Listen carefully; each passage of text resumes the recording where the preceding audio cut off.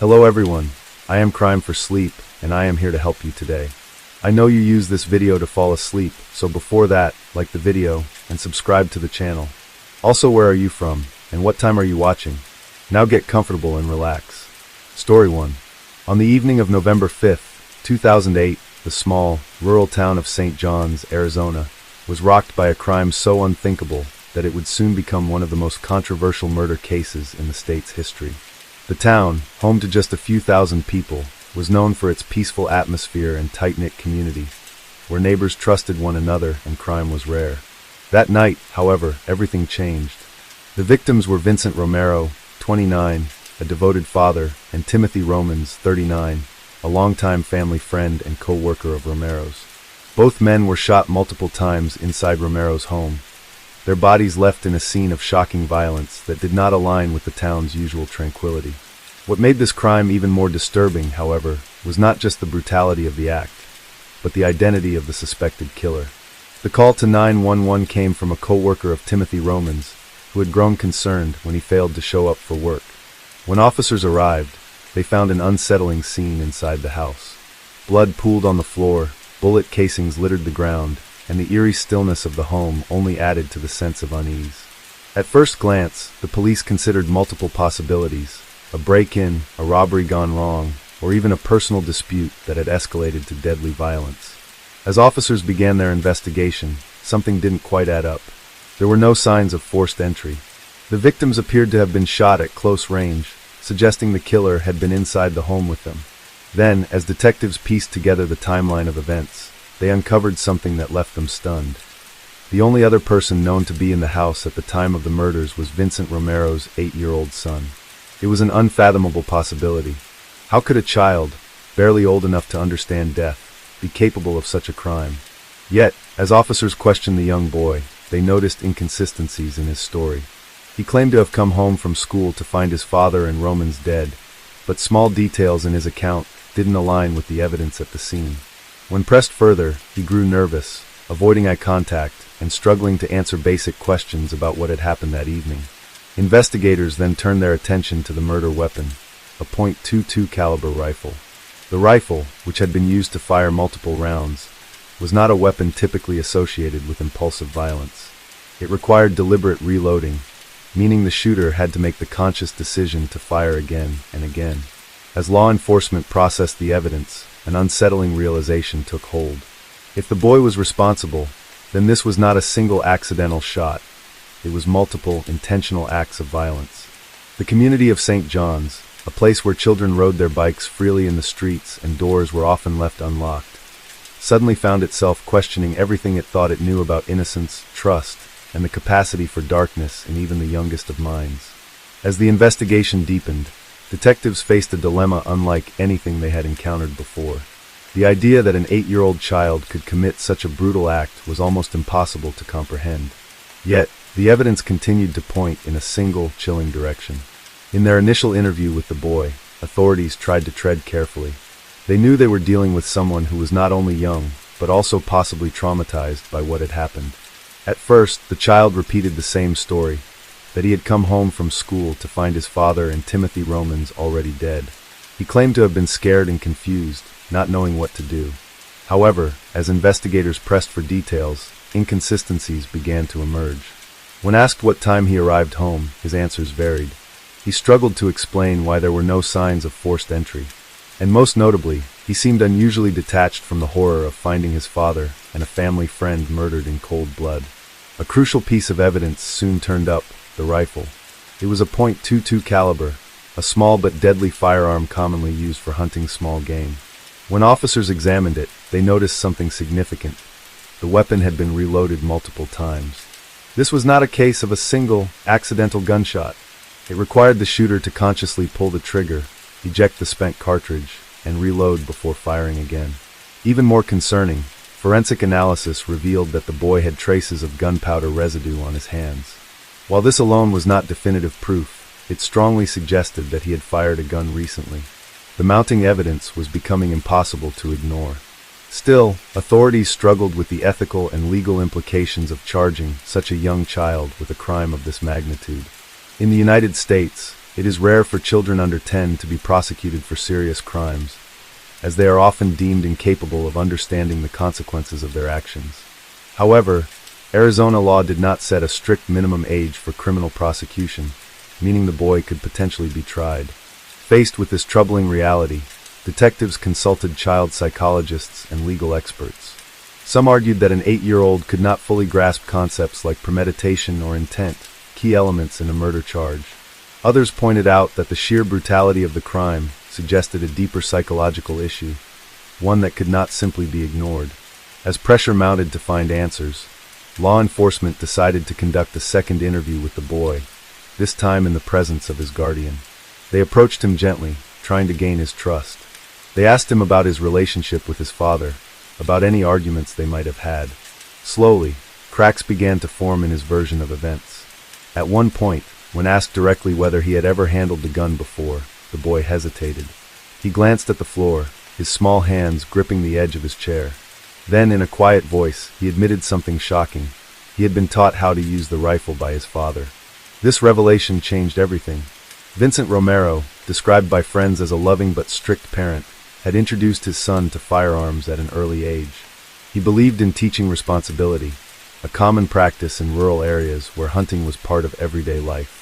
According to family members, he had warned his son never to use the weapon without supervision. But something had gone terribly wrong. Investigators discovered that, in the days leading up to the murders, the boy had reportedly been disciplined for misbehaving. His father had taken away certain privileges, which may have led to feelings of resentment. Could this have been a factor?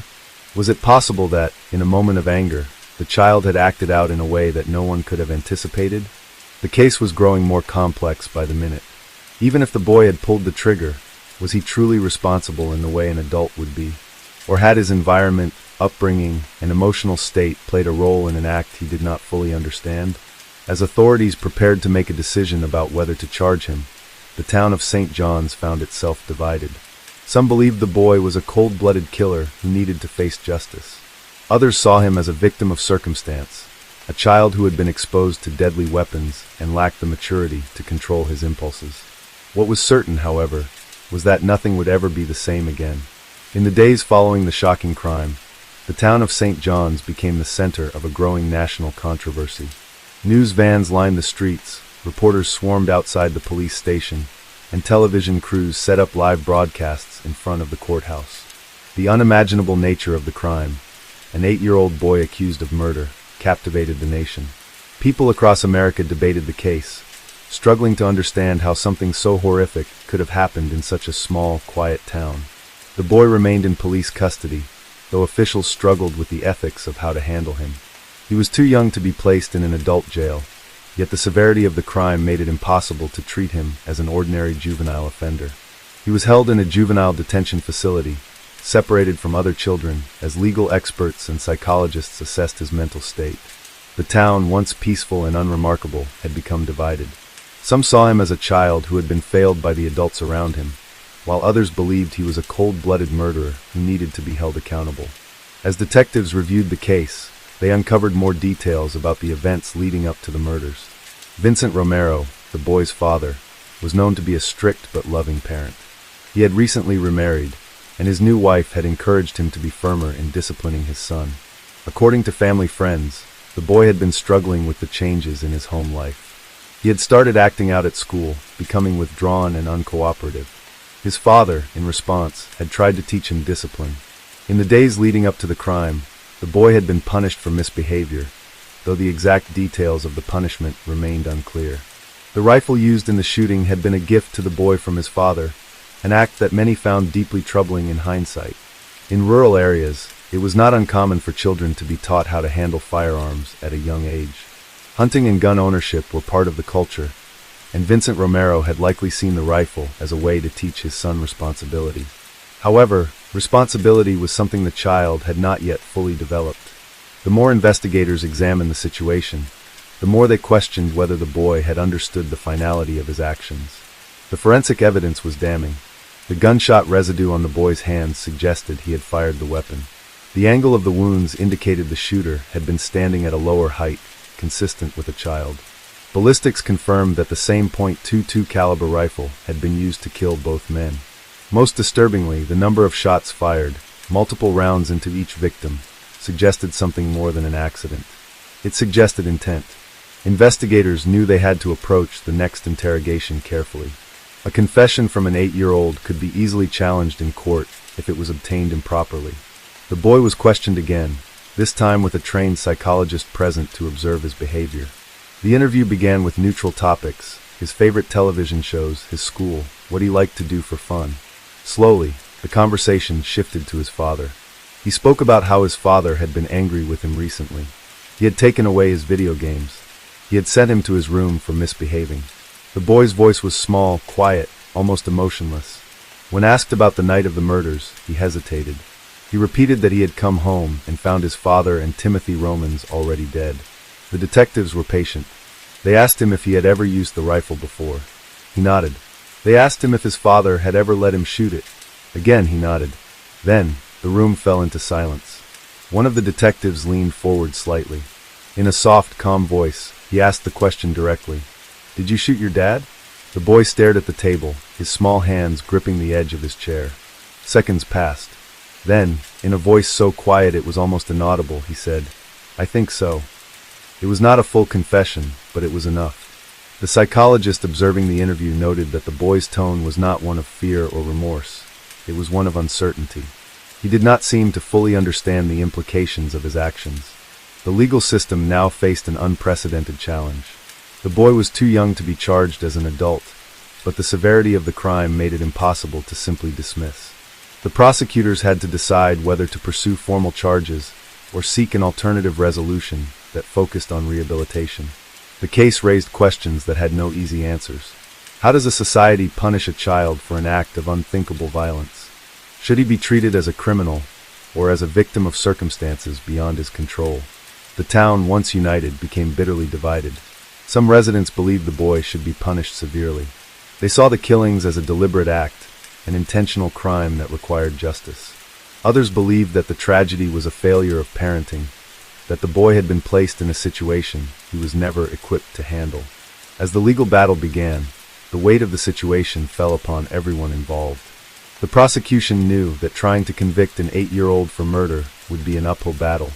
The defense sought to prove that the boy had not acted with true intent, arguing that he did not fully comprehend the reality of what he had done. In the courtroom, the boy sat quietly, his feet barely touching the floor. He did not look like a killer. He looked like a child, lost in a world he did not understand. His future was now in the hands of the legal system, a system never designed to handle something like this.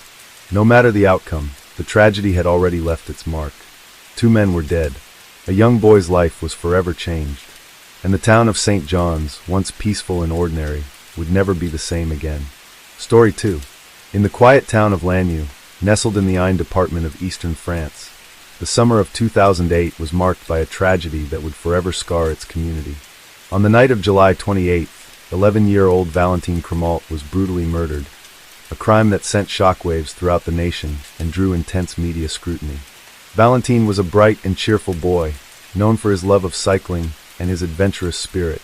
That evening, he had set out on his bicycle, as he often did, to enjoy the warm summer air. Unbeknownst to his family, this routine ride would be his last. The following morning, panic set in when Valentine failed to return home. His family, frantic with worry, alerted local authorities, and a search was immediately launched. The tight-knit community rallied together, scouring the town and surrounding areas for any sign of the missing boy. Tragically, their worst fears were confirmed when Valentine's lifeless body was discovered. He had been stabbed 44 times, a level of brutality that suggested a deeply disturbed perpetrator. The senselessness of the act left the town reeling, struggling to comprehend how such violence could erupt in their peaceful enclave. As investigators delved into the case, they encountered a perplexing lack of immediate leads. There were no eyewitnesses, and the motive behind the heinous act remained elusive. The randomness of the crime suggested it was not premeditated, adding to the community's unease. However, a breakthrough came when authorities apprehended a drifter named Stéphane Moitouret and his companion, Noella Higo. The pair had been wandering from town to town for years, living on the fringes of society. Their transient lifestyle made them difficult to track, but certain patterns in their movements aligned with the timeline of Valentine's murder. Under intense interrogation, Moitworret confessed to the crime, claiming he was overcome by a moment of madness. His erratic behavior and history of mental instability added a complex layer to the case. Higo, while not directly involved in the murder, was charged with failing to prevent the crime and concealing evidence. The trial that ensued captivated the nation, as details of the couple's nomadic existence and the senselessness of their actions came to light. Psychiatric evaluations played a significant role in the proceedings, as the court grappled with questions of culpability and mental health. Ultimately, Moitworret was sentenced to life imprisonment, while Higo received a lesser sentence for her complicity. Valentine's murder left an indelible mark on Lannion, prompting discussions about community safety, mental health awareness, and the challenges posed by transient individuals slipping through the cracks of society. The town continues to honor Valentine's memory, striving to heal while remaining vigilant to prevent such tragedies in the future. The arrest of Stephen Moitworret and Noella Higo did little to ease the grief that had settled over Lannion. Valentine Cremalt's murder was not just a crime, it was an incomprehensible act of brutality that shattered the town's sense of security. Families no longer let their children roam freely as they once had, and the atmosphere of trust that had defined the community was replaced by a lingering sense of fear. How could something so horrific have happened in a town where everyone knew each other? What had driven Moitworret to target an innocent child on that fateful night? As investigators delved deeper into the case, they uncovered a disturbing history. Stephen Moitworret and Noella Higo were not ordinary drifters. They had spent years wandering across France, living a nomadic existence that kept them disconnected from society. Moitworret, a man with an unsettling presence, had long exhibited signs of severe mental illness. Higo, his devoted partner, appeared to be both his enabler and his guardian, clinging to him with an almost fanatical loyalty. They had no fixed home, no stable jobs, and no clear purpose, only an erratic journey that had led them through countless towns, always moving, always avoiding attachment. What made their story even more unnerving was the belief system they had constructed around themselves. Moitworret claimed to receive divine messages, insisting that he had a special mission on Earth. He spoke of visions, cryptic instructions from unseen forces, and a reality that was separate from what most people understood. Higo, despite having a background as a nurse, reinforced his delusions, supporting his increasingly erratic behavior instead of seeking help for his deteriorating mental state. In the days leading up to Valentine's murder, the couple had been seen in the nearby town of Nantua. Witnesses later recalled that their presence was unsettling, Moitworret's wild-eyed expressions, Higo's quiet but intense demeanor. They drifted through villages like ghosts, leaving only whispers of unease in their wake. On the evening of July 28, 2008, they arrived in Lannion. No one knows exactly what went through Moitworret's mind when he saw Valentine riding his bicycle through the town. Perhaps it was a sudden impulse, an urge he couldn't control. Perhaps he believed he was following one of his so-called divine commands. What was clear was that he had no connection to the boy, no reason to target him, only a violent madness that erupted without warning. According to the autopsy report, Valentine had fought back. The sheer number of stab wounds, 44 in total, painted a picture of unimaginable horror.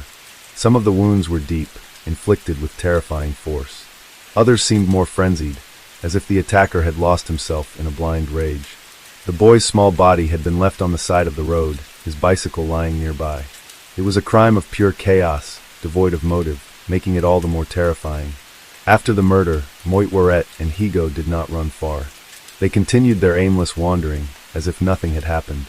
When police finally tracked them down, they found the pair in a makeshift camp outside another small village. Moitworret seemed almost detached from reality, while Higo remained eerily calm. Neither showed any immediate remorse. The trial that followed was one of the most complex legal proceedings in France in recent years. The central question was not whether Moitworret had committed the murder. There was overwhelming evidence against him. The real question was whether he could be held criminally responsible. His defense argued that he was insane, incapable of understanding his actions. The prosecution, however, painted a different picture. They described a man who, despite his delusions, was fully aware of what he was doing. The brutality of the attack, the repeated stabbing, the absence of any attempt to seek help afterward. These were not the actions of someone completely lost in a hallucination. Higo's role in the crime was also heavily scrutinized. While she had not physically harmed Valentine, her unwavering devotion to Moitworette had allowed his descent into madness to continue unchecked. Prosecutors argued that she had a duty to intervene, to seek help before his instability turned deadly. Some saw her as a victim, trapped in an abusive and manipulative relationship. Others saw her as an accomplice, a willing participant in the nightmare that had unfolded. Psychiatrists were called in to evaluate Moitworette's mental state. Their findings were disturbing. He suffered from severe schizophrenia, characterized by paranoid delusions and a complete detachment from reality. Yet, some experts argued that he still retained enough awareness to be held accountable. The debate over his mental state dragged on for months, dividing public opinion. Valentine's family attended every hearing, their faces marked by grief that would never fade.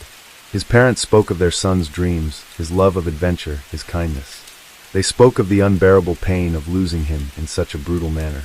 They wanted justice, but justice, in this case, was not easy to define.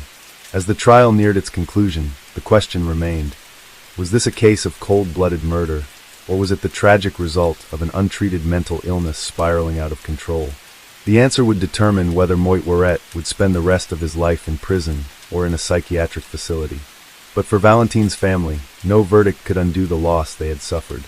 Their son was gone, taken by a force they could neither predict nor understand. And nothing could bring him back. The final days of the trial were filled with tension, heated debates, and a sense of exhaustion that weighed heavily on everyone involved. The courtroom was packed, reporters, legal analysts, and grieving members of the Cremalt family, all watching as the fate of Stéphane Moitworette and Noella Higo was decided. Outside, crowds gathered, some demanding the harshest punishment possible, others questioning whether a man as mentally disturbed as Moitworette should even stand trial in the first place. For weeks, the prosecution had argued that despite Moitworette's delusions, he was fully aware of his actions when he stabbed Valentine Cremalt 44 times. They described the brutal nature of the attack in detail, forcing the court to confront the unimaginable violence inflicted on an innocent child. They pointed to Moitworette's ability to flee, his attempts to cover his tracks, and his prior history of erratic but deliberate behavior as evidence that he was not completely detached from reality. If he had truly believed he was following some divine command, why had he shown signs of evasion afterward? Why had he not turned himself in?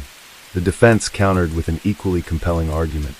They called expert witnesses who described Moitworette's lifelong struggle with schizophrenia, his extreme paranoia, his delusions of grandeur. He had been hearing voices for years, convinced that he had a special mission from a higher power. Psychiatric reports confirmed that his mental condition had been deteriorating for a long time, exacerbated by his isolated, transient lifestyle. The defense insisted that he was not a cold-blooded murderer, but a deeply sick man who had lost control of his mind. They pleaded with the court to recognize his insanity and spare him from a traditional prison sentence. Noella Higo's role in the crime was more ambiguous, and that ambiguity made her case just as contentious. She had not wielded the knife, had not physically harmed Valentine, yet she had stayed by Moitworette's side, never intervening, never seeking help. Prosecutors argued that she had enabled a dangerous man, feeding into his delusions instead of stopping him. Some even suggested that she had exercised a form of control over him, pushing him further into madness rather than trying to pull him out. The defense, however, painted her as a victim of psychological manipulation, a woman trapped in an unhealthy, dependent relationship with a man whose grip on reality was slipping away. Throughout the trial, Moitworette sat mostly in silence, his face vacant, his demeanor eerily detached. There were moments when he seemed to barely comprehend the gravity of what was happening, moments when he mumbled about visions and divine messages. Higo, in contrast, remained stoic but visibly tense. At times, she clutched the edge of the table in front of her, as though trying to ground herself in the present. The Cremalt family's presence in the courtroom was a constant reminder of what this case was truly about. Not legal arguments, not psychiatric evaluations, but the life of an 11-year-old boy who had been robbed of his future. Valentine's parents gave heartbreaking testimony about their son, the boy who had loved to ride his bike, who had dreamed of traveling the world, who had been taken from them in a moment of senseless violence. Their pain was immeasurable, their loss irreplaceable. When the verdict was finally read, there was no sense of victory, only a grim acceptance of the inevitable. Stéphane Moitworette was found guilty of murder, but was declared to have diminished responsibility due to his severe mental illness. He was sentenced to life in a high-security psychiatric hospital rather than a traditional prison. The ruling was a compromise of sorts, recognizing both the gravity of the crime and the undeniable reality of his condition. Noel Ehigo, meanwhile, was convicted of failing to prevent the crime and was sentenced to 18 years in prison. The decision sparked debate. Some felt she had gotten off too lightly, that she had played a larger role than the court acknowledged. Others believed she was as much a victim of Moitouret's madness as Valentine had been, trapped in a toxic, destructive partnership. In the years that followed, the case remained a haunting memory in France's collective consciousness. It sparked widespread discussions about mental health, criminal responsibility, and the dangers of untreated psychiatric disorders. Questions were raised about how Moitouret had been allowed to wander the country unchecked for so long, how his illness had gone unnoticed or ignored until it was too late. For Valentine's family, however, no legal outcome could undo what had happened. His parents withdrew from public life, unable to bear the constant media attention that had followed the case. They moved away from Lannion, unable to walk the same streets where their son had once played. Their lives had been permanently altered by an encounter that lasted only minutes, but left a wound that would never heal. Lannion itself changed after the murder. The town, once known for its quiet charm, became infamous for the crime that had taken place there. Strangers from other parts of France would mention it with hushed voices, associating it forever with the tragedy of that summer night. Parents became more protective. Children were no longer allowed to play outside as freely, and a deep-seated anxiety lingered long after the case had been closed. Moitouret remains confined in a psychiatric hospital, undergoing treatment that came far too late. His condition has reportedly not improved significantly. He continues to talk about his mission, his voices, his visions of a reality separate from the one everyone else lives in.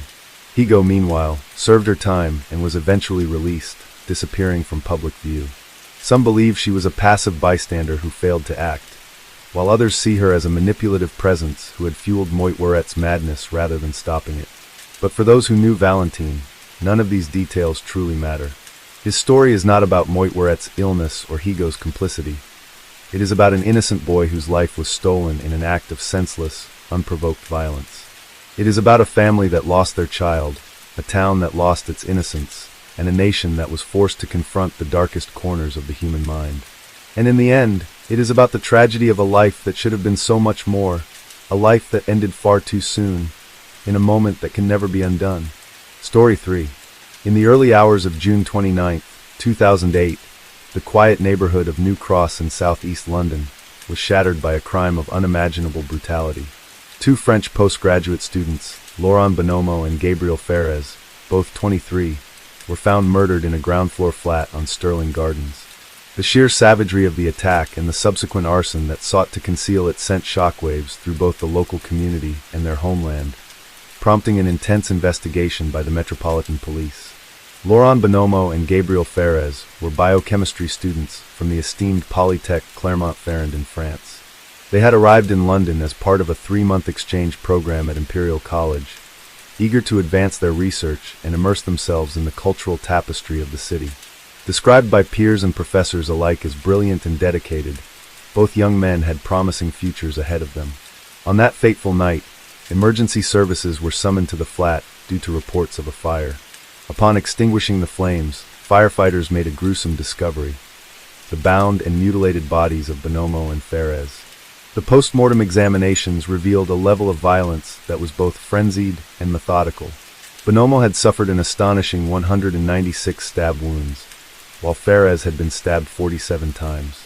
The majority of the injuries were concentrated on their heads, necks, and chests, indicating a prolonged and torturous ordeal.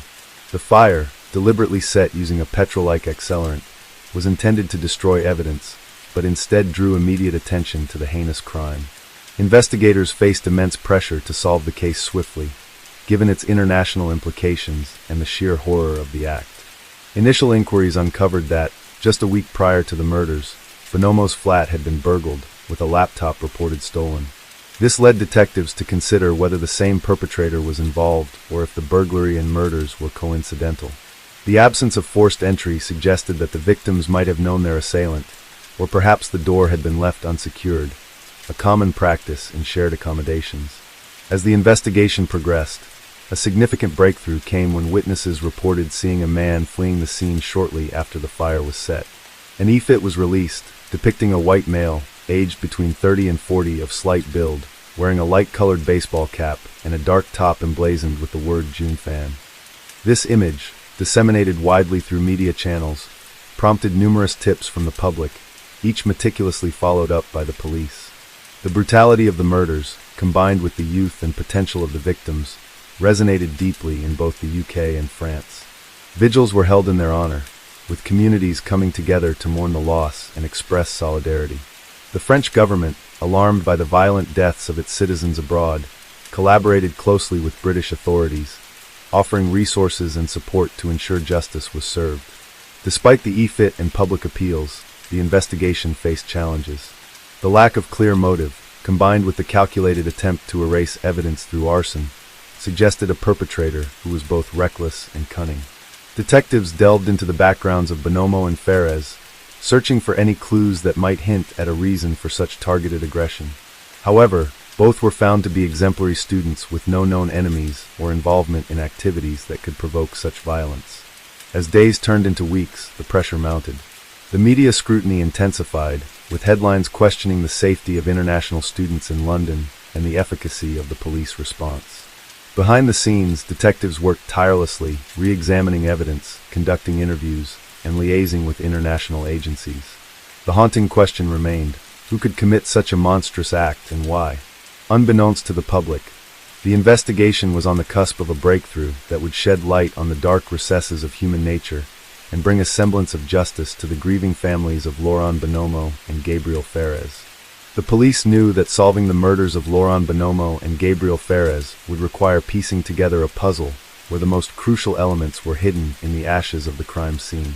The severity of the attack, over 240 stab wounds between the two victims, suggested not just a simple burglary gone wrong, but a crime driven by something far more sinister. Was it rage? Was it premeditated? Or was it the random act of a deeply disturbed individual? Investigators had to find out, and they had to do it fast. As forensic teams combed through the scorched remains of the flat, they found evidence that suggested the fire had been started deliberately using an accelerant. The purpose was clear. The killer had tried to destroy evidence, perhaps in a panic after realizing the brutality of what had been done. However, this act of desperation worked against the perpetrator. The fire hadn't consumed everything. Hidden beneath layers of soot and debris, key pieces of evidence remained intact, offering potential clues that would bring investigators closer to the truth. One of the most significant discoveries was a discarded latex glove near the bodies, partially melted by the fire. Inside, forensic scientists found traces of DNA that did not belong to either of the victims. This was a breakthrough. If they could match the DNA to someone in the system, they would have their suspect. But there was no immediate match. The killer, whoever they were, had no previous criminal record, or at least not one that was in the UK database. Meanwhile, detectives reviewed CCTV footage from surrounding streets, hoping to catch a glimpse of anyone suspicious near the scene on the night of the crime. Hours of footage were analyzed frame by frame, but nothing immediately stood out. The person who set the fire had moved carefully, avoiding the main roads where cameras were positioned. The only real lead came from eyewitness reports. A man seen running from the scene wearing a dark top with the word Junfan on it. It wasn't much, but it was a start. As investigators worked tirelessly behind the scenes, the impact of the murders rippled through the community. Friends and fellow students of Laurent and Gabriel were devastated. Many spoke to the press about their memories of the two young men, how passionate they were about science, how they had come to London full of excitement for their futures. Their families, still in France, were in a state of shock, struggling to comprehend how their sons, who had only wanted to further their education, had met such a horrific fate. The pressure on law enforcement increased daily. The French government was closely monitoring the investigation, demanding swift action and justice for their citizens. The British media was relentless in its coverage, with headlines questioning the safety of foreign students in London and criticizing the Metropolitan Police for not making an arrest sooner. Public fear grew, with speculation that a violent predator was on the loose, possibly targeting students. As part of their efforts, detectives expanded their search beyond just forensic evidence. They began looking into the victims' final days, hoping to uncover anything that might provide insight into why they were targeted. Laurent Bonomo's laptop had been reported stolen just a week before the murders. Could there be a connection? Was it possible that someone had broken in once before and then returned, escalating from burglary to murder? Investigators re-interviewed neighbors, hoping to find new witnesses who might have seen something unusual in the days leading up to the attack. Some recalled seeing unfamiliar faces around the building, but nothing concrete stood out. Others mentioned hearing noises coming from the flat on the night of the crime, though no one had suspected anything out of the ordinary at the time. Then a breakthrough came. A credit card belonging to one of the victims had been used after their deaths. Detectives traced the transaction to a shop in South London, where security cameras had captured an image of the person using the card. The man in the footage was thin, with a hood pulled up over his head.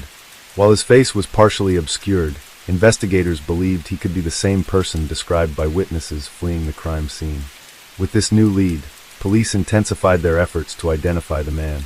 They released the CCTV footage to the public, asking anyone who recognized him to come forward. The response was immediate. Multiple calls flooded in, many of them pointing to the same name, Dano Sonex. Sonex, a 23-year-old with a long history of violent crime, was no stranger to the justice system. He had been arrested numerous times for burglary, assault, and weapons possession. Most disturbingly, he had been released from prison just weeks before the murders due to a clerical error that allowed him back onto the streets earlier than intended. Had that error cost two young men their lives? Detectives now had a name, a face, and a trail to follow. But they needed solid evidence to connect Sonex to the crime beyond suspicion alone. As they moved to track him down, they discovered he wasn't acting alone. There was another man, Nigel Farmer, an acquaintance of Sonex with a similarly troubled past. Together, they had formed a dangerous duo, one that was about to be brought to justice. But would it be too late? And what exactly had driven them to commit such an act of savagery? The answers would be revealed in the days that followed, as police closed in on the two men responsible for one of the most horrific crimes in recent British history. As the manhunt for Dano Sonex and Nigel Farmer intensified, the Metropolitan Police worked around the clock to locate and apprehend the suspects before they could flee or, worse, strike again. The brutal nature of the crime had left many wondering whether this was an isolated incident or if these men were capable of committing further violence. Through a combination of forensic evidence, witness statements, and CCTV footage, detectives pieced together the horrifying sequence of events that had led to the deaths of Laurent Bonomo and Gabriel Ferez.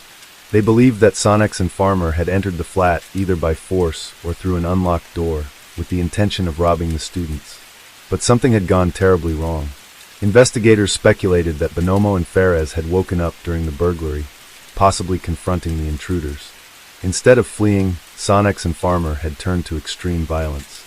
They tied up the two young men, tortured them for hours, and repeatedly stabbed them. The sheer number of wounds, 196 on Bonomo alone, suggested an uncontrollable frenzy, an attack fueled by rage, sadism, or possibly even a twisted desire to eliminate any witnesses. After the brutal murders, the killers had attempted to cover their tracks. They used petrol to start a fire in an effort to destroy any forensic evidence, but their hasty decision only led to their eventual downfall. Not only did the fire draw immediate attention to the crime, but key evidence, DNA, fingerprints, and even a discarded latex glove, remained intact despite the flames. The police received a critical tip when someone who had seen the released CCTV images came forward, claiming that Sonex had been bragging about sorting out some foreigners shortly after the murders. This chilling comment suggested that the crime may have had an element of xenophobia, or, at the very least, that the killers had no remorse for their actions.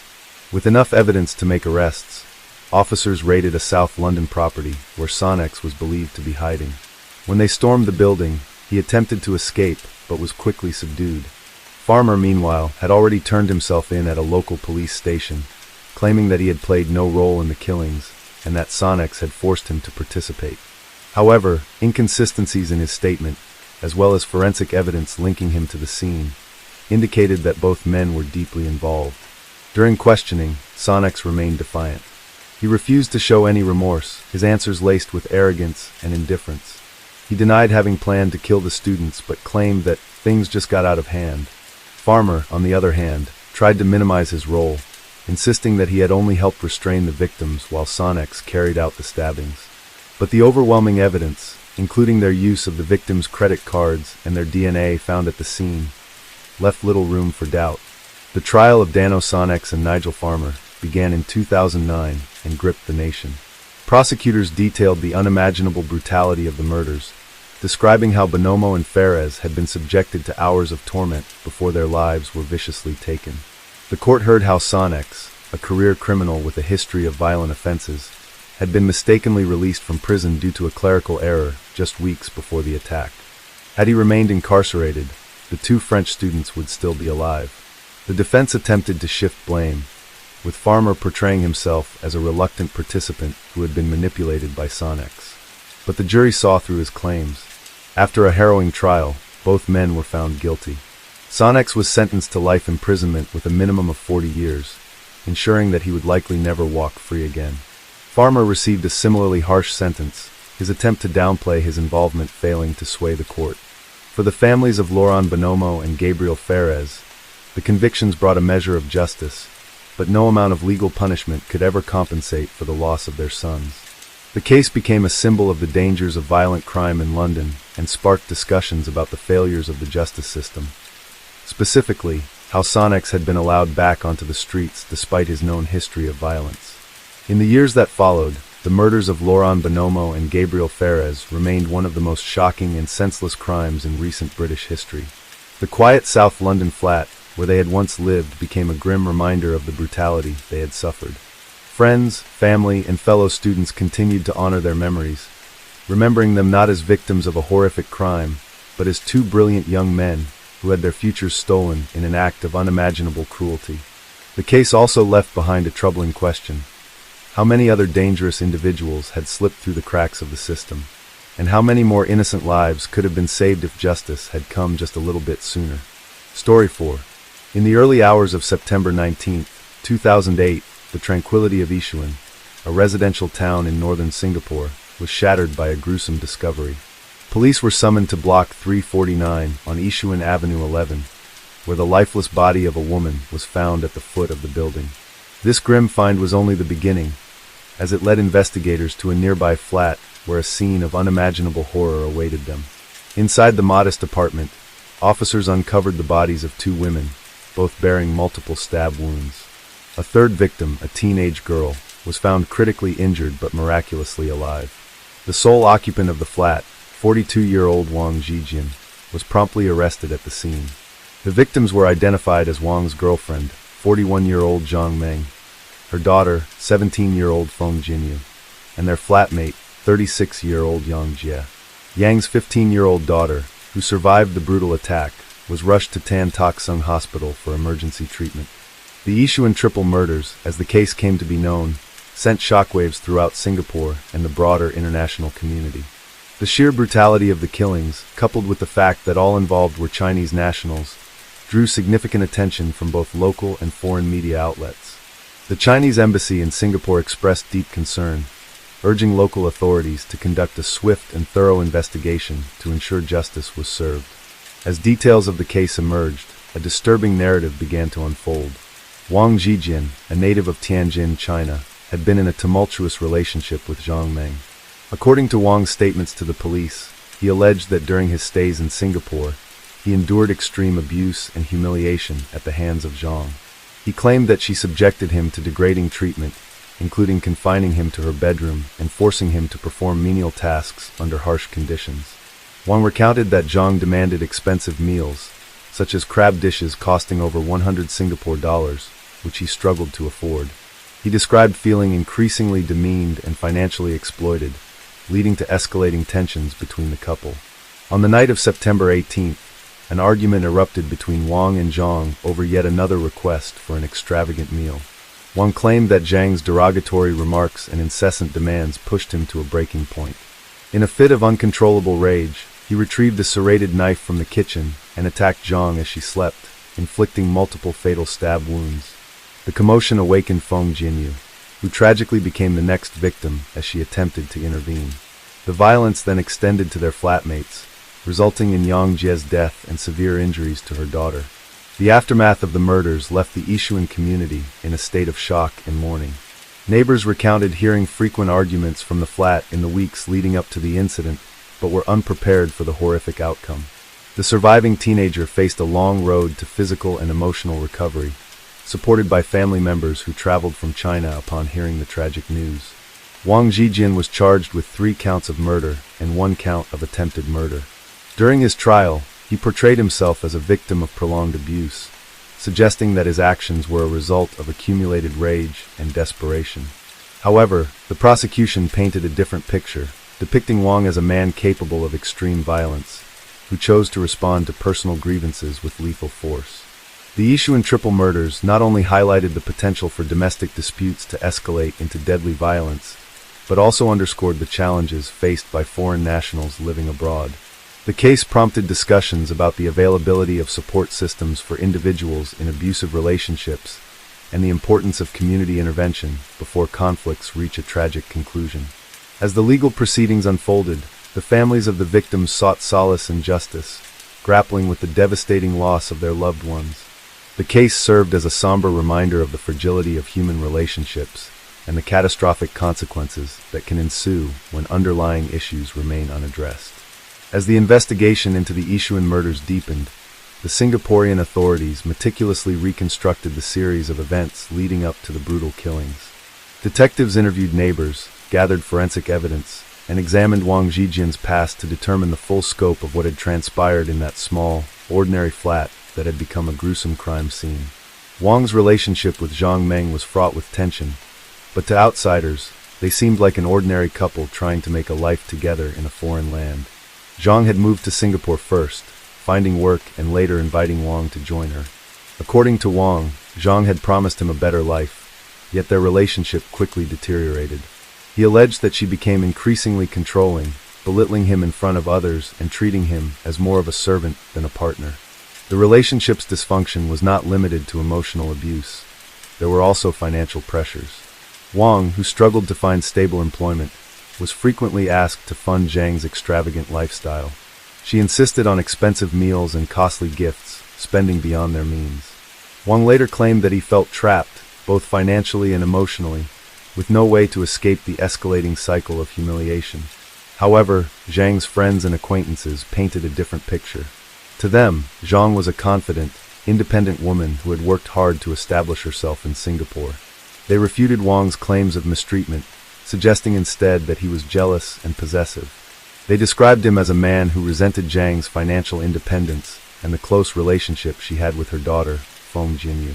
Some even recalled instances where Wang had shown signs of erratic behavior, hinting at underlying issues that might have contributed to the explosion of violence that fateful night. On the evening of September 18, 2008, tensions between Wang and Zhang reached their breaking point. The couple argued over money once again, with Zhang allegedly berating Wang for failing to provide for her properly. According to Wang's later confession, something inside him snapped. Feeling utterly powerless and humiliated, he decided that Zhang had to die. At around 3:30 a.m., Wang retrieved a serrated knife from the kitchen. Zhang was asleep in her bedroom, completely unaware of what was about to happen. He entered the room and, in a moment of blind rage, began stabbing her repeatedly.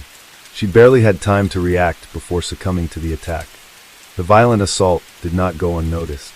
The commotion woke Feng Jinyu, who rushed into the room only to see her mother covered in blood. Before she could scream for help, Wang turned the knife on her, stabbing her over a dozen times. The teenager collapsed, mortally wounded, as Wang stood over her, his hands and clothes now soaked in their blood. As Wang attempted to regain his composure, he realized that the attack had not gone entirely unnoticed. In the adjacent room, Yang Jie and her daughter had woken up. Yang, who had been renting a room in the flat, heard the struggle and instinctively tried to protect her daughter. But Wang, now fully consumed by his bloodlust, saw them as loose ends. Rushing into their room, Wang launched another brutal attack. Yang Jie fought desperately, but she was overpowered. Wang stabbed her multiple times, ensuring she would not survive. As he turned his attention to her 15-year-old daughter, the girl tried to flee, but Wang caught her before she could escape. He stabbed her repeatedly, believing he had eliminated all witnesses. At this point, Wang faced a critical decision. He could attempt to flee, or he could stage the scene to make it appear as if Zhang had been responsible for the killings before taking her own life. He quickly wiped down parts of the knife and the apartment, hoping to mislead the police. He then dragged Feng Jinyu's body toward the window, intending to throw her out and create the illusion that she had jumped in distress. However, in his haste, he miscalculated, and instead of Feng, he ended up pushing Zhang's already lifeless body over the railing. Her corpse landed with a sickening thud in the courtyard below, where a horrified resident discovered it moments later. Meanwhile, the surviving 15-year-old girl, though gravely injured, clung to life. In sheer agony, she managed to crawl toward the entrance of the flat, leaving a trail of blood behind her. When neighbors, alerted by the sound of the body hitting the ground outside, came to check on the commotion, they found her struggling to breathe. They immediately called the police. When officers arrived, they found Wang in a state of shock, sitting in the bloodied apartment. He did not attempt to resist arrest. Instead, he seemed dazed, as if unable to comprehend the carnage he had just unleashed. Forensic investigators meticulously examined the crime scene, gathering DNA samples, fingerprint evidence, and studying the blood patterns throughout the apartment. The brutality of the attack was overwhelming. Blood splattered the walls, the floors, and even the furniture. The sheer number of stab wounds on each victim indicated a level of rage rarely seen in domestic homicides. As Wang was taken into custody, the surviving girl was rushed into emergency surgery. Though her injuries were severe, she managed to provide police with crucial information before losing consciousness. Her testimony confirmed that Wang had been the sole attacker, crushing any possibility of his fabricated story about Zhang committing the killings before taking her own life. The Yishuan community was left in disbelief. The residents of the building had known Zhang and her daughter as friendly, kind-hearted people who never caused trouble. The idea that such a brutal crime had occurred in their midst was unthinkable. Parents became more cautious, and neighbors who had previously taken their safety for granted now locked their doors more carefully at night. News of the murders spread quickly, making headlines in both Singapore and China.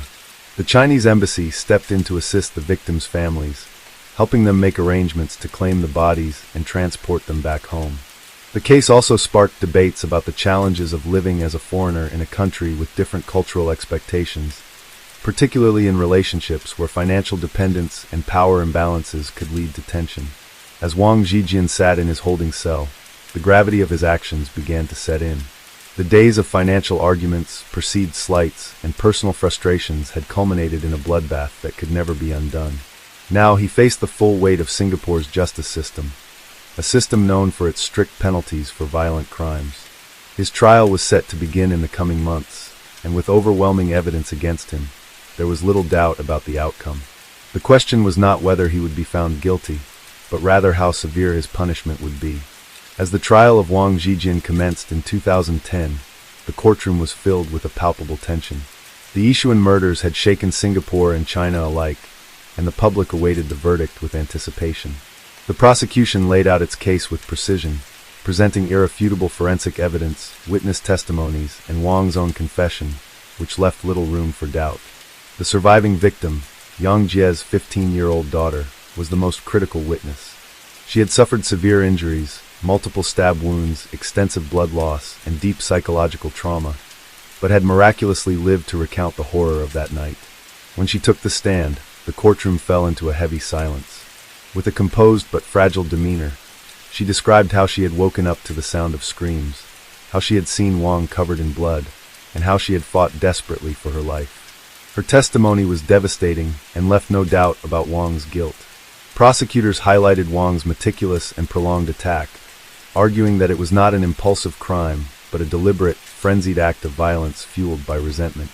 They described how he had stabbed Zhang Meng multiple times in her sleep, turned his knife on her daughter when she tried to intervene, and then proceeded to eliminate the other two women who might have been witnesses. They pointed out that his claim of being forced into violence by Zhang's alleged mistreatment was nothing more than an attempt to deflect responsibility. The court was also presented with forensic evidence that contradicted Wang's attempts to minimize his role. Blood splatter analysis revealed that the attacks had occurred over an extended period, suggesting that he had ample opportunity to stop, but had instead chosen to continue his rampage. The multiple stab wounds, far beyond what would be needed to kill, indicated an overwhelming level of rage, suggesting that Wang had lost all sense of restraint. The defense attempted to paint Wang as a man pushed to the edge by emotional abuse and financial stress. They argued that his prolonged suffering at the hands of Zhang Meng had created a psychological breakdown, leading him to act out in an uncontrollable fit of rage. However, the prosecution countered that nothing could justify the calculated brutality of the attack.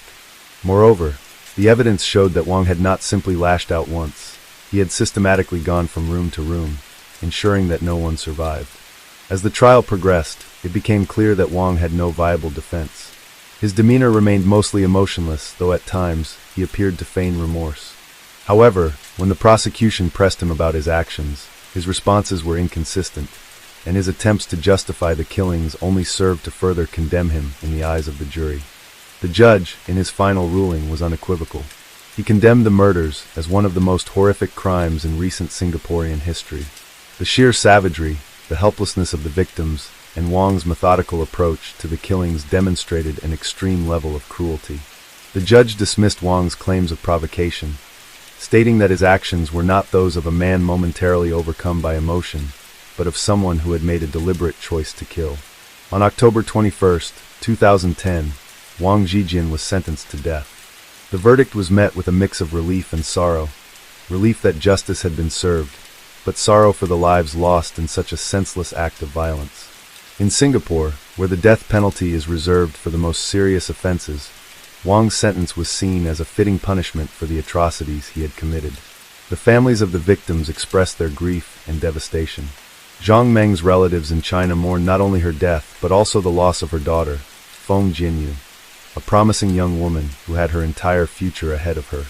Yang Jie's family, too, struggled with the pain of losing her while trying to support her surviving daughter, who had endured unimaginable trauma. The case had a lasting impact in both Singapore and China. In Singapore, it reaffirmed the city-state's reputation for swift and uncompromising justice. In China, it sparked conversations about the risks faced by Chinese nationals living abroad, especially in domestic relationships with power imbalances. Some saw Wang as a cautionary tale of how unresolved personal conflicts could lead to extreme consequences. Years later, the Yishuan murders remained one of the most shocking and brutal crimes in Singapore's history. The apartment where the killings had taken place was eventually rented out again, though neighbors never forgot the horrors that had occurred there. People who had once taken their safety for granted became more cautious, and the tragedy served as a grim reminder of how domestic disputes, if left unchecked, could escalate into unimaginable violence. For Wang Zhijian, there was no redemption. His name became synonymous with brutality, and his crime stood as a dark chapter in Singapore's criminal history. Even as time passed, the memories of that night in Yishuan, of the blood-stained walls, the desperate screams, and the senseless loss of life, remained etched in the minds of those who had followed the case. It was a tragedy that could never be undone, a horror that would never be forgotten. Story 5. In the early hours of December 7, 2008, the quiet suburb of Parafield Gardens in Adelaide, South Australia, became the epicenter of a harrowing criminal case that would shock the nation. Police were called to a modest brick home on Mofflin Road after neighbors reported hearing disturbing noises and cries for help. What they discovered inside was a scene of unimaginable horror that would later be dubbed the House of Horrors. Upon entering the residence, officers were immediately struck by the overpowering stench of decay and filth. The interior was in complete disarray, garbage piled high, rotting food scattered across surfaces, and walls stained with grime. But the most distressing discovery was yet to come. In one of the dimly lit back rooms, they found 4 children, ranging in age from 2 to 7 years old, huddled together on a soiled mattress. The children were emaciated, covered in dirt, and bore signs of severe neglect and abuse. The children's mother, 26-year-old Angela Smith, name changed for privacy, was found in a nearby room, incoherent and under the influence of substances. Her partner, 30-year-old Robert Jones, name changed for privacy, was discovered in the backyard attempting to flee the scene. Both were immediately taken into custody. As the investigation unfolded, the full extent of the children's suffering became apparent. Medical examinations revealed that all 4 had been subjected to prolonged malnutrition, physical abuse, and psychological torment. Bruises, burns, and lacerations covered their small bodies, some injuries appearing to be weeks old. The eldest child, a 7-year-old girl, had multiple untreated fractures, indicating a history of repeated assaults. Neighbors expressed shock and disbelief, stating that while they had occasionally heard disturbances, they had no idea of the severity of the situation inside the home. Many admitted to hearing the children crying, but assumed it was typical childhood behavior. One neighbor recounted, "I heard them crying at night sometimes, but I never imagined something like this was happening. I feel terrible for not checking in." Further investigation into Smith and Jones's backgrounds revealed a history of substance abuse, domestic violence, and prior interactions with Child Protective Services. Records indicated that the family had been reported multiple times over the past few years, but each case was closed after minimal intervention. This raised serious questions about the effectiveness of the child welfare system and whether more could have been done to prevent the prolonged abuse of these innocent children. The media quickly picked up on the story, and the Parafield Gardens House of Horrors became a national headline. Public outrage was palpable, with many calling for immediate reforms in child protection policies and more stringent monitoring of at-risk families. Vigils were held across Adelaide, with communities coming together to show support for the rescued children and to demand justice. In the months that followed, Smith and Jones faced multiple charges, including aggravated assault, neglect, and endangering the welfare of a child. Both pleaded not guilty, with their defense teams citing their struggles with addiction and mental health issues as contributing factors. However, the overwhelming evidence presented by the prosecution painted a grim picture of systematic abuse and willful neglect. The children were placed into the care of social services and underwent extensive medical treatment and counseling. Foster families were carefully selected to provide them with the stable and loving environments they had been cruelly denied. Updates on their progress were limited to protect their privacy, but reports indicated that they were slowly beginning to heal from their physical and emotional scars. This tragic case served as a catalyst for change in South Australia's child protection system. Reviews were conducted, policies were re-evaluated, and efforts were made to ensure that warning signs would not be overlooked in the future. While no amount of reform could erase the trauma endured by the children of Parafield Gardens, it was a collective hope that such measures would prevent similar tragedies from occurring. The House of Horrors case remains a somber reminder of the vulnerabilities faced by children in abusive households and the paramount importance of vigilance, community involvement, and robust protective services to safeguard the well-being of the youngest members of society. The legal proceedings against Angela Smith and Robert Jones were among the most highly publicized in South Australia's recent history. Public anger was immense, with heated debates on television, radio, and social media about how such prolonged abuse had gone unnoticed. Many questioned how the system had failed these children, why their cries for help had been unheard, and whether authorities had ignored warning signs. As the case proceeded, the prosecution meticulously laid out a disturbing pattern of abuse. Testimonies from social workers, medical professionals, and former acquaintances painted a grim picture of the children's suffering. The prosecution argued that Smith and Jones were fully aware of the harm they were inflicting but chose to continue, driven by a toxic mix of drug addiction, cruelty, and utter disregard for human life. The courtroom was packed when the first medical examiner took the stand. The jury listened in horror as details of the children's injuries were recounted. The eldest girl had suffered repeated beatings over the years, with evidence of old fractures that had never been treated. Some of the injuries were so severe that doctors speculated they must have been inflicted with weapons, not just fists. The youngest child, a 2-year-old boy, was found to be severely malnourished, his body weight dangerously low for his age. Scars on his tiny arms suggested he had been burned, possibly with cigarettes or boiling water.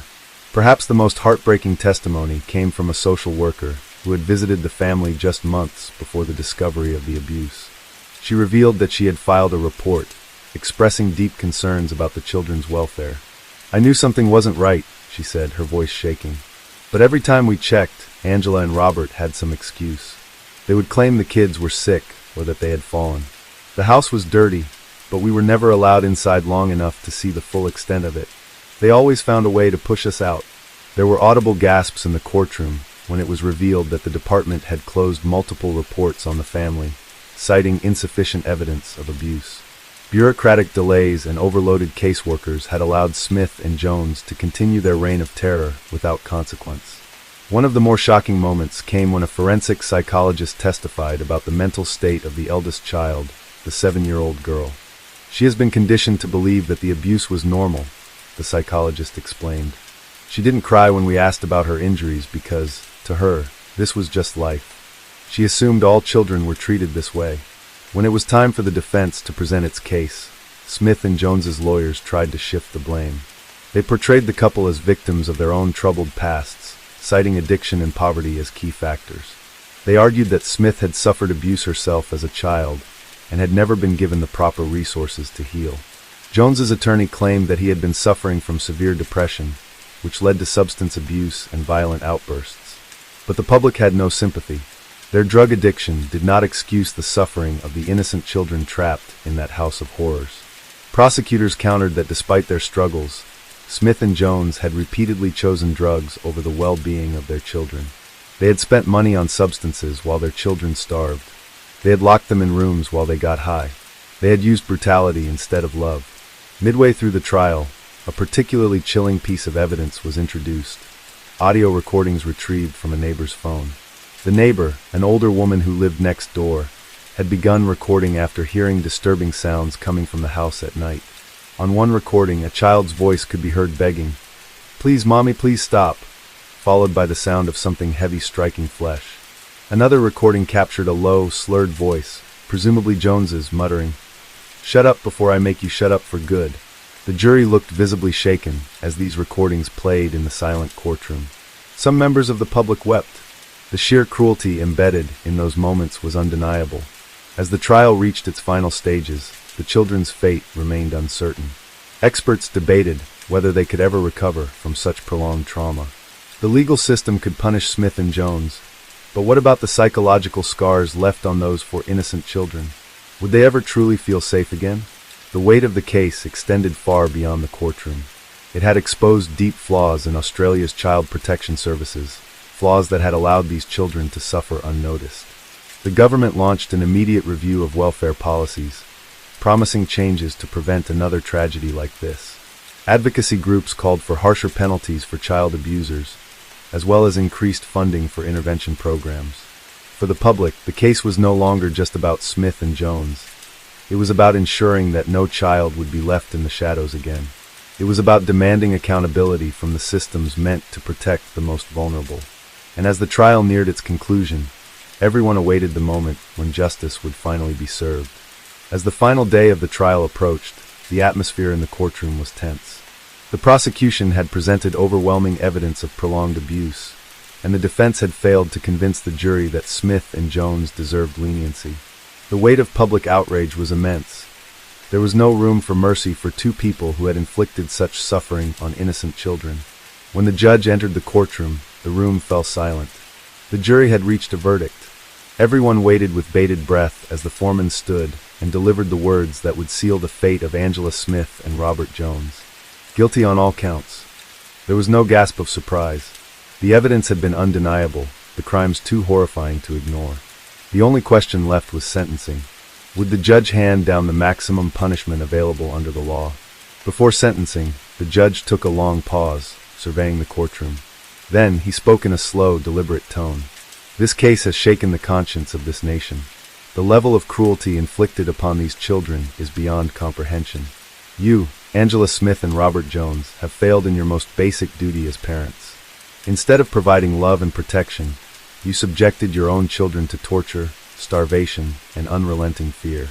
There is no justification, no excuse that can lessen the horror of what you have done. He continued, his voice heavy with condemnation.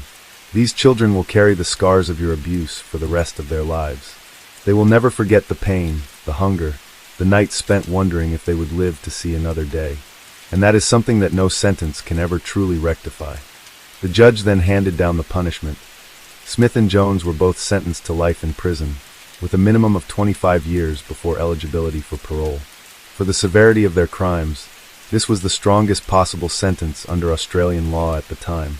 The courtroom erupted in quiet murmurs, some relieved, others believing that even this was too lenient for the horrors they had inflicted.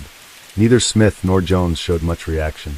Smith stared down at the table, while Jones sat motionless, his face expressionless. Perhaps they had accepted their fate long before this moment, or perhaps they simply lacked the capacity for remorse. But the legal battle was only one part of the story. Outside the courtroom, another struggle was taking place. the fight to heal the children who had suffered so much. In the weeks following the verdict, updates on the children's progress were limited due to privacy concerns. What was known, however, was that they had been placed with experienced foster families, where they were receiving round-the-clock care. The eldest girl, whose resilience had astounded investigators, was slowly beginning to speak more openly about her experiences. She had begun therapy, though experts warned that the damage inflicted upon her psyche would take years, possibly a lifetime, to overcome. The youngest child, the 2-year-old boy, had started to gain weight under proper medical supervision. His body was weak, his development delayed, but doctors were optimistic that with time and care, he could recover physically. The emotional trauma, however, was another matter entirely. The case had also prompted sweeping reforms. The South Australian government launched a full review of child protective services, implementing stricter oversight and expanding resources for social workers. The failures that had allowed Smith and Jones to continue abusing their children without intervention were dissected, and new policies were put in place to ensure that reports of abuse were taken more seriously. Public advocacy groups also sprang into action, organizing awareness campaigns about child neglect and domestic violence. Donations poured in for organizations that supported abused children, and for a time, it seemed as though the entire nation was united in its determination to prevent another tragedy like the one at Parafield Gardens. But no amount of policy change or legal action could undo the past. The horrors those 4 children had endured would always be a part of their history, a shadow cast over their childhoods. Years later, the Parafield Gardens case remained a haunting chapter in Australian criminal history. It was a stark reminder of the cruelty that could exist behind closed doors and the consequences of a system that failed to act in time. For Smith and Jones, prison walls would now be their home, their own personal hell, far removed from the world they had terrorized. And for their children, though their road to recovery would be long, there was at least one certainty. They would never have to endure that house of horrors again. Story 6. In March 2008, a peculiar and disturbing case unfolded in the rural town of Boolarra, Victoria, Australia. Julian Buchwald, a 22-year-old local resident, reported that he and his 17-year-old girlfriend, Carolyn Watson, had been abducted by a group of masked men while on a picnic. The couple claimed they were taken to a remote location, where they endured a harrowing 6-day ordeal before managing to escape. According to their initial statements, the assailants were members of a satanic cult who had targeted the couple for reasons unknown. Buchwald and Watson recounted being blindfolded, restrained, and subjected to psychological torment. They described how they were left in the wilderness, forced to navigate through dense bushland without food or proper clothing, all the while fearing for their lives. The media swiftly picked up the story, and the community was gripped by fear and outrage. Authorities launched an extensive investigation, deploying significant resources to track down the alleged perpetrators. However, as detectives delved deeper into the case, inconsistencies began to emerge in the couple's accounts. Upon closer examination, forensic evidence from the scene did not align with the victim's narrative. There were no signs of a struggle at the supposed abduction site, and the physical evidence suggested that the injuries sustained were not consistent with the described events. Moreover, witnesses reported seeing Buchwald purchasing supplies that would later be found in the area where the couple claimed to have been held captive. Under increased scrutiny, Buchwald's story began to unravel. Faced with mounting evidence, he eventually confessed that the entire abduction had been a fabrication. Driven by a misguided desire to test Watson's loyalty and elicit sympathy, Buchwald had orchestrated the kidnapping, going to great lengths to stage the scene and manipulate his girlfriend into believing they were in genuine danger. The revelation sent shockwaves through the community. What was initially perceived as a terrifying crime perpetrated by a dangerous cult was, in reality, a meticulously planned deception by someone the victim trusted. The case raised serious questions about the allocation of police resources and the impact of false reports on public perception and safety. In August 2009, Julian Buchwald was found guilty of kidnapping and false imprisonment. He was sentenced to a term of imprisonment, reflecting the severity of his actions and the profound psychological impact on Carolyn Watson. The case served as a stark reminder of the potential consequences of deceit and the importance of thorough investigative work in uncovering the truth. For Watson, the ordeal was a traumatic betrayal that left lasting emotional scars. She had been subjected to an elaborate ruse by someone she loved and trusted, leading to a profound sense of violation and mistrust. The community, too, grappled with the aftermath, as the incident had sown unnecessary fear and diverted attention from genuine cases requiring police intervention. This case underscores the complexities inherent in criminal investigations and the necessity for law enforcement to approach each case with a critical and discerning eye. It also highlights the profound impact that false reports can have on individuals and communities alike, emphasizing the need for integrity and responsibility in reporting crimes. As detectives continued to piece together the details of Julian Buchwald and Carolyn Watson's supposed abduction, the cracks in their story became more pronounced. The media had initially painted them as victims of a terrifying and mysterious crime, but as investigators dug deeper, suspicion began to shift toward Buchwald himself. Authorities had deployed extensive resources to locate the so-called masked kidnappers. They combed through the dense Victorian bushland, searching for any evidence of cult activity, makeshift camps, or even discarded restraints that the couple claimed had been used to bind them. Yet, despite the scale of the search, nothing was found. No tracks leading to or from the alleged crime scene, no evidence of another party having been present, just the couple's own footprints leading into the wilderness. The police had their doubts early on, but they couldn't dismiss the case outright. They needed tangible proof before accusing Buchwald of staging the event. Detectives interviewed the couple multiple times, asking them to recount their ordeal in as much detail as possible. Watson, visibly shaken and still struggling to process what had happened, remained consistent in her account. She truly believed that they had been kidnapped and left to die in the wild. Buchwald, however, was another story. At first, he spoke with confidence, describing how they had been ambushed, blindfolded, and thrown into the back of a vehicle. But as detectives pressed him on specific details, where they had been held, how they had escaped, why the kidnappers had chosen them, his answers became vague and contradictory. He changed minor elements of his story with each retelling, and it soon became clear that something wasn't adding up.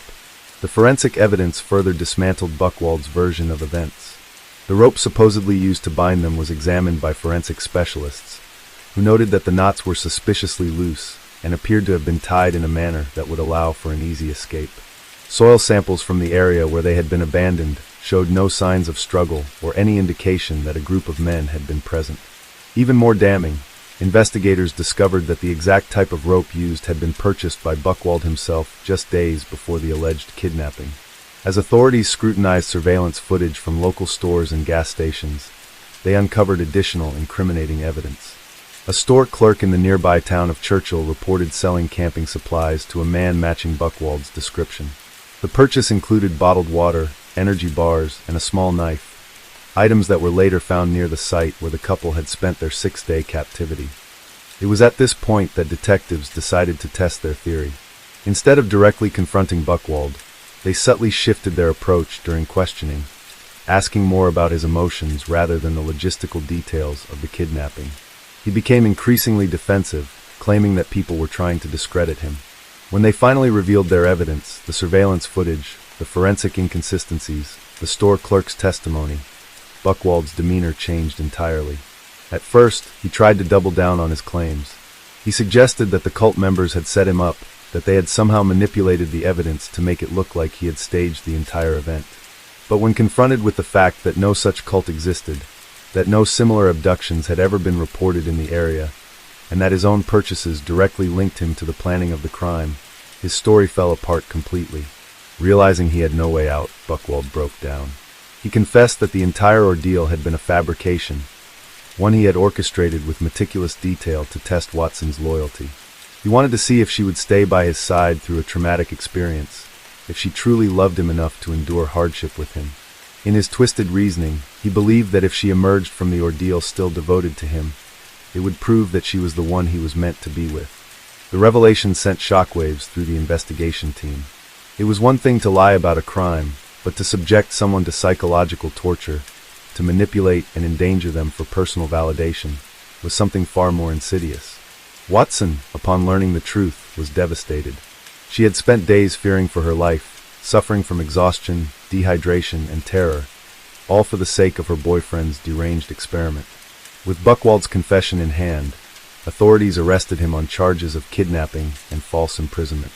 The case, once believed to be a sinister act of organized crime, was now exposed as an elaborate, self-serving deception. But the impact of his actions was far from over. Watson, now grappling with the emotional aftermath, faced an uphill battle toward recovery. As news of the truth broke, the community reacted with a mixture of disbelief and outrage. The police had wasted valuable time and resources. The public had been fed a terrifying false narrative, and Watson had endured a nightmare that would haunt her for years. But perhaps most disturbingly, the case served as a chilling reminder of how trust could be weaponized, how someone's deepest fears could be exploited for the sake of another's selfish desires. Buchwald's trial was set to begin in the coming months, but the damage had already been done. The question now was how justice would be served, and whether Watson could ever truly heal from the betrayal she had suffered. The courtroom was packed as Julian Buchwald stood before the judge, awaiting his sentence. The media had closely followed the case, and the nation was eager to see what justice would be served. The crime, which had initially seemed like a terrifying abduction by a mysterious cult, had turned out to be nothing more than a manipulative scheme orchestrated by a man who was willing to subject his girlfriend to psychological torture just to test her love. Carolyn Watson, still visibly shaken from the ordeal, sat in the front row, flanked by family and friends. She had spent months in therapy, trying to rebuild her sense of security, but the trauma had left deep scars. The betrayal had not only shattered her trust in Buchwald, but had also forced her to question her own instincts. How had she not seen the warning signs? How had she fallen into the trap of a man who would go to such extreme lengths to control her? During the trial, the prosecution had painted Buchwald as a deeply disturbed individual who had manipulated and endangered Watson for his own selfish gain. They argued that his actions were not just reckless but cruel, demonstrating a complete disregard for the physical and emotional well-being of his supposed loved one.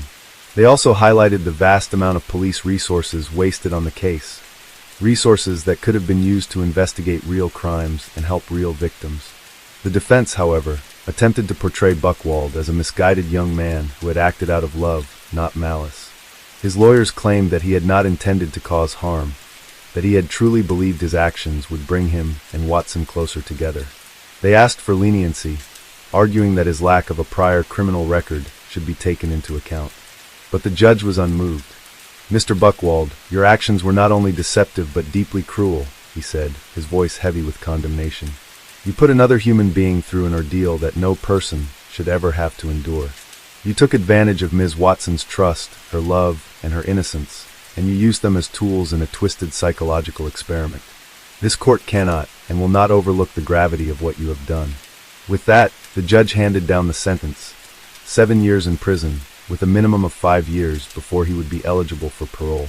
It was a punishment that reflected the severity of the crime, but to Watson, no amount of time behind bars could undo the damage that had been done. As Buchwald was led away in handcuffs, he cast a final glance toward Watson, as if expecting some sign of forgiveness. But she didn't look at him. She had already made her decision. He was no longer a part of her life, and he never would be again. In the months following the trial, Watson slowly began to rebuild her life. She enrolled in university, focusing on her studies and surrounding herself with supportive friends and family. But the trauma lingered. She struggled with trust, finding it difficult to believe in the sincerity of others.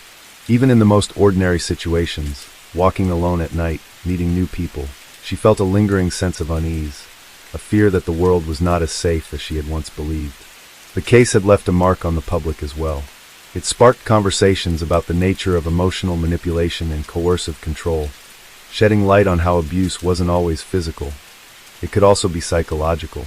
Advocacy groups used Watson's story to push for stronger laws against emotional abuse, arguing that crimes like these, though rare, exposed the darker side of relationships that often went unnoticed. As the years passed, Watson slowly reclaimed her sense of self. She found solace in helping others, volunteering with organizations that supported survivors of domestic abuse and coercive relationships. Her experience, as painful as it was, became a source of strength, a reminder that she had survived, that she had escaped, and that she would never allow herself to be manipulated again. Buchwald, on the other hand, faded into obscurity. After serving his sentence, he was released under strict parole conditions, but he was never able to escape the stain of his crime. The world had seen him for what he truly was, a man willing to destroy another person's sense of safety for his own twisted desires. The case of Julian Buchwald and Carolyn Watson remained one of the most bizarre criminal incidents in Australian history. A story of love turned to manipulation, trust shattered by deceit, and a victim who, despite everything, refused to be defined by the horrors she had endured. Story 7. In the early hours of June 8, 2008, the tranquil town of Mambung in Sulu, Philippines, was thrust into the national spotlight due to a brazen kidnapping that sent shockwaves through the media industry and the nation. CES Drylan, a seasoned journalist with ABS-CBN, along with her crew members Jimmy Encarnacion and Angelo Valderrama, were abducted by the notorious Abu Sayyaf Group, ASG, a militant organization with a history of kidnappings and violent extremism. Drylan and her team had ventured to Sulu to secure an exclusive interview with a high-ranking ASG leader, aiming to shed light on the group's operations and motivations. Accompanied by Professor Octavio Dinampo of Mindanao State University Sulu, who had facilitated the meeting, the team embarked on what they believed would be a groundbreaking journalistic endeavor. However, the situation took a perilous turn when, en route to the interview location, their vehicle was intercepted by armed ASG militants. The assailants swiftly overpowered the group, confiscating their equipment and personal belongings before forcibly leading them into the dense jungles of Sulu. The abduction of a prominent journalist and her crew ignited a media frenzy and prompted immediate action from both local and national authorities. The ASG, known for their brutal tactics and ransom-driven kidnappings, demanded a substantial sum for the release of the captives. Initial reports suggested that the ransom demand ranged between 10 million Cuban pesos to 30 million Cuban pesos, approximately $410,000 to $630,000. The gravity of the situation was further amplified by the ASG's history of violence against hostages who remained in captivity for extended periods. As negotiations commenced, the abductors released Valderrama on June 12, 2008, after a ransom payment of 100,000 Cuban pesos, approximately $2,250. This release was perceived as a gesture of goodwill, intended to expedite the ransom payment for the remaining hostages. The militants issued an ultimatum, threatening to execute Drylan and Encarnacion if their demands were not met by June 17. The looming deadline intensified the urgency of the negotiations, placing immense pressure on the authorities and the hostages' families. Behind the scenes, a complex web of negotiators, including local officials and intermediaries familiar with the ASG's operations, worked tirelessly to secure the safe release of the captives. Senator Lorraine Lagarde, leveraging her established connections in the region, played a pivotal role in the negotiations. Her involvement was instrumental in facilitating communication between the captors and the authorities, aiming to reach a resolution without further bloodshed. The ordeal reached a resolution on June 17, 2008, when Drylan, Encarnacion, and Dinampo were released unharmed. The circumstances surrounding their release were shrouded in ambiguity, with conflicting reports about whether a ransom was paid. While some sources indicated that financial incentives were provided to the captors, official statements from both the government and ABS-CBN maintained a policy of non-payment of ransoms, suggesting that the release was achieved through strategic negotiations and assurances. In the aftermath of their release, Drylan publicly acknowledged the recklessness of their approach, admitting that they had been betrayed by an individual who had initially offered assistance. This revelation underscored the perils journalists face when navigating volatile regions and the critical importance of stringent security protocols. The incident also prompted a broader discourse on the ethical responsibilities of media professionals and the delicate balance between pursuing compelling stories and ensuring personal safety. The 2008 Mambung kidnappings served as a stark reminder of the volatile security landscape in certain regions of the Philippines and highlighted the persistent threat posed by groups like Abu Sayyaf. It also underscored the resilience and courage of journalists who, despite the inherent dangers, remain committed to uncovering truths in the most challenging environments. For 9 days, C.S. Drylan and her crew endured captivity deep within the jungles of Sulu, subjected to the unpredictable nature of their captors and the unforgiving conditions of the wilderness. The Abu Sayyaf Group, ASG, known for their ruthless tactics, made it clear from the beginning that they were not to be taken lightly. Armed with assault rifles and dressed in rugged combat gear, the militants operated in an environment where they held the upper hand. They knew the terrain well, using the thick foliage and winding trails to their advantage, ensuring that escape was nearly impossible. At first, Drylin and her team were blindfolded and transported to a secluded area. They were forced to walk for hours, stumbling over uneven ground, their hands tied behind their backs. The dense jungle was both their prison and their tormentor. The humidity was suffocating, the air thick with the scent of damp earth and rotting vegetation. Mosquitoes swarmed relentlessly, biting any exposed skin. The hostages were given little food and water, just enough to keep them alive but weak, dependent on their captors for survival. The psychological torment was just as severe as the physical hardship. The ASG militants played mind games, keeping their prisoners in a constant state of fear. Some of the younger fighters would whisper among themselves, occasionally laughing as they glanced at the captives, their intentions unclear. At night, the jungle echoed with the sounds of distant gunfire, making it clear that violence was never far away. Drylin, seasoned in covering conflict zones, had never been so close to the very violence she had reported on for years. She had seen war, had spoken to rebels and soldiers alike, but now she was at their mercy. The militants made their demands known early on. They contacted ABS-CBN, Drylin's employer, and demanded a ransom that ranged from 10 million Cuban pesos to 30 million Cuban pesos, around $410,000 to $630,000. The network, bound by its policy of never paying ransoms, refused to comply. This infuriated the captors. They increased the pressure, sending messages that warned of dire consequences if their demands were not met. They even allowed the hostages to speak to their families, a cruel tactic designed to heighten the emotional distress. Drylin's voice trembled as she spoke to her loved ones over the satellite phone. She reassured them that she was okay, though she was anything but. She begged them to remain strong, to trust in the negotiators working behind the scenes. But inside, she was battling a growing sense of hopelessness. Every moment in captivity chipped away at her resolve, making her question whether she would ever leave that jungle alive. The situation took a turn when the ASG decided to release one of the hostages, 23-year-old Angelo Valderrama. He had been the youngest and least experienced member of the crew, and the kidnappers viewed him as a bargaining chip. They demanded a small ransom of 100,000 Cuban pesos, approximately $2,250, for his release, a fraction of the initial demand. It was a tactical move, a way to pressure authorities into believing that the others would only be freed if more money was paid. On June 12th, Valderrama was freed. He was found disoriented but unharmed, left in a remote area where local officials picked him up. His release offered a glimmer of hope, but it also intensified the urgency for the remaining captives. The ASG now had proof that they were willing to negotiate, but also proof that they expected payment. As the deadline for ransom approached, the kidnappers grew more aggressive. They set a firm ultimatum. If the ransom wasn't paid by June 17th, Drylin and the remaining crew members would be executed. The message was clear: pay, or they would start killing their hostages. This sent shockwaves through the negotiating team, heightening the pressure on everyone involved. Senator Loren Legarda, who had connections with influential figures in Mindanao, stepped in to assist with the negotiations. Her role was largely behind the scenes, working through intermediaries who had ties to local leaders and groups familiar with the ASG's inner workings. These intermediaries worked tirelessly, leveraging relationships and past dealings to de-escalate the situation. The strategy was not just about securing the hostages' release, but also about doing so without encouraging further kidnappings in the future. Meanwhile, Drylin and her team had no idea what was happening outside their jungle prison. They only knew that time was running out.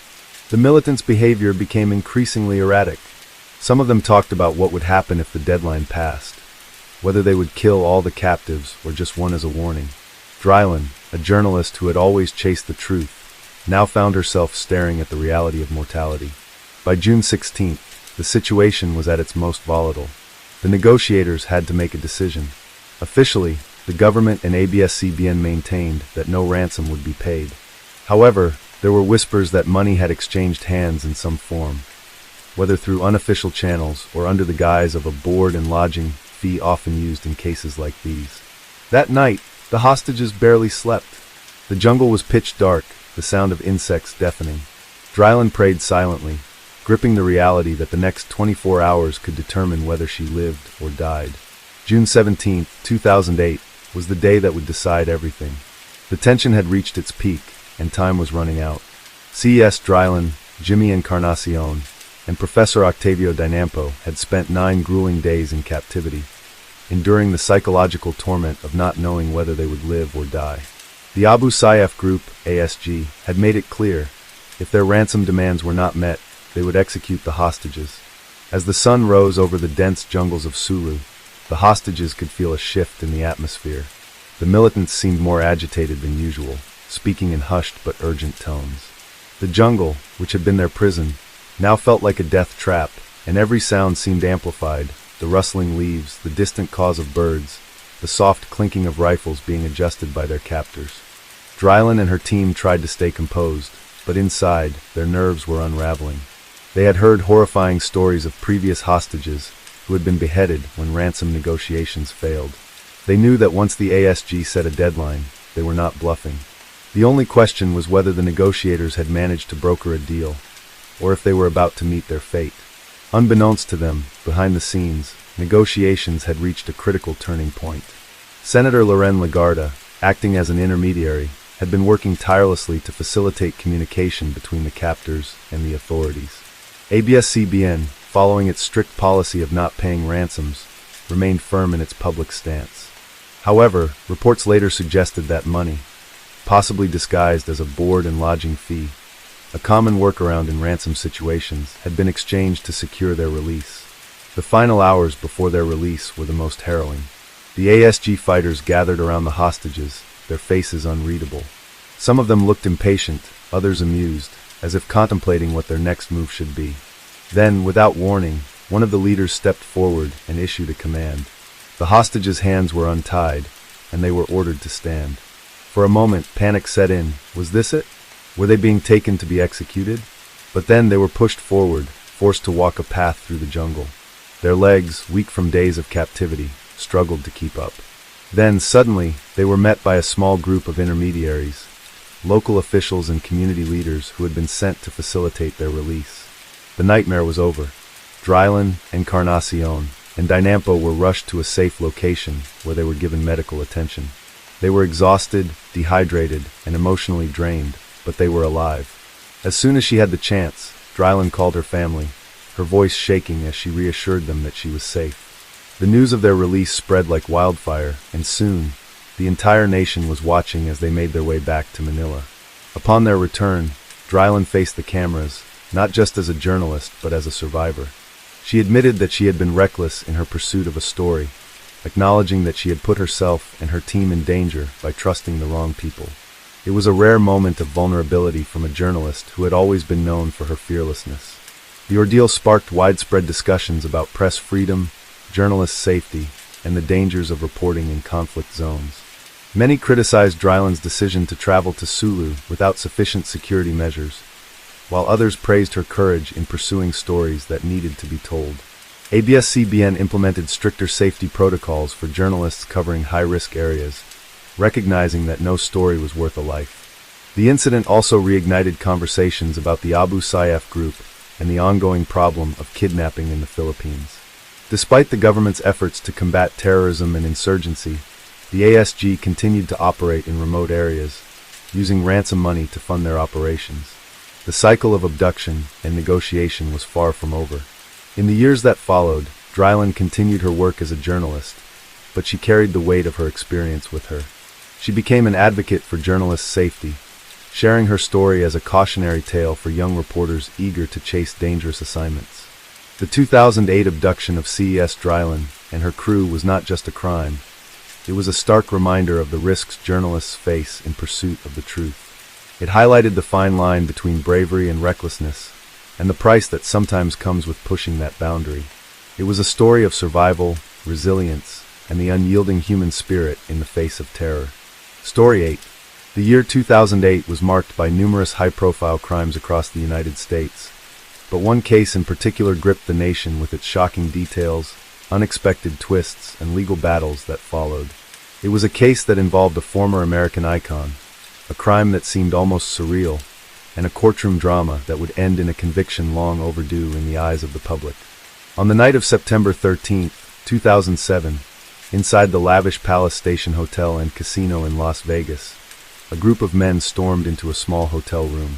Among them was a man who had once been one of the most famous football players in America, Orenthal James O.J.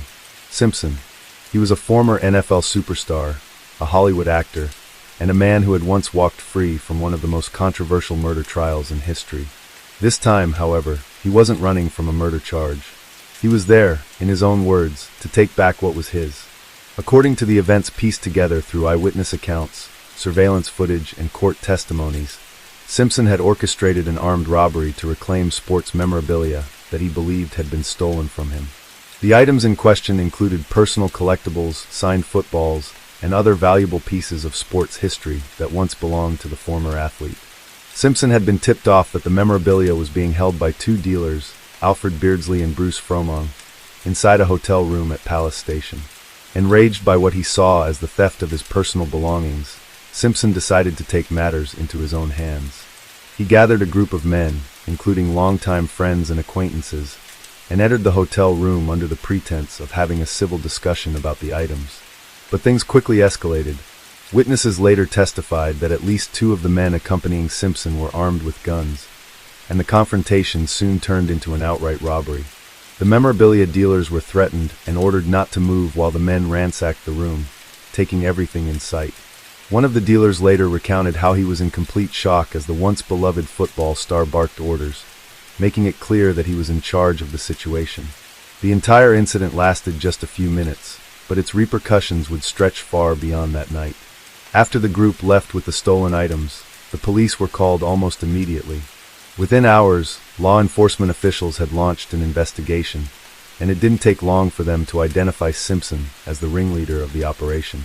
By September 16th, just 3 days after the crime, O.J. Simpson was arrested and charged with multiple felonies, including armed robbery, kidnapping, conspiracy to commit a crime, and assault with a deadly weapon. The arrest of O.J. Simpson sent shockwaves through the country. More than a decade had passed since his infamous 1995 acquittal in the murders of his ex-wife, Nicole Brown Simpson, and her friend, Ron Goldman. Many Americans still remembered the highly publicized trial, the televised car chase, the dramatic courtroom moments, and the eventual not guilty verdict that divided the nation. For those who had followed Simpson's saga over the years, it was surreal to see him in trouble with the law once again. This time, not for murder, but for an ill-planned, almost reckless crime in a Las Vegas hotel. The media frenzy surrounding his arrest was immediate. News stations ran endless footage of his mugshot. Panel discussions debated whether this case would finally hold him accountable, and old wounds from the 1995 trial were reopened. For some, it was poetic justice. Simpson, who had once walked away a free man from one of the most controversial trials in history, was now facing the very real possibility of spending decades in prison. As Simpson awaited trial, prosecutors were determined to make sure that this time, justice would be served. The charges against him were severe, and Nevada law did not take armed robbery lightly. He faced the possibility of life in prison if convicted. The case was not just about stolen memorabilia. It was about power, entitlement, and the downfall of a man who had once been on top of the world. Meanwhile, Simpson maintained that he had done nothing wrong. In his version of events, he had only been reclaiming items that rightfully belonged to him. He insisted that there was no robbery, no intent to commit a crime, just a misunderstanding that had spiraled out of control. But the evidence was against him. The prosecution had not only the testimony of the victims, but also recordings of the incident.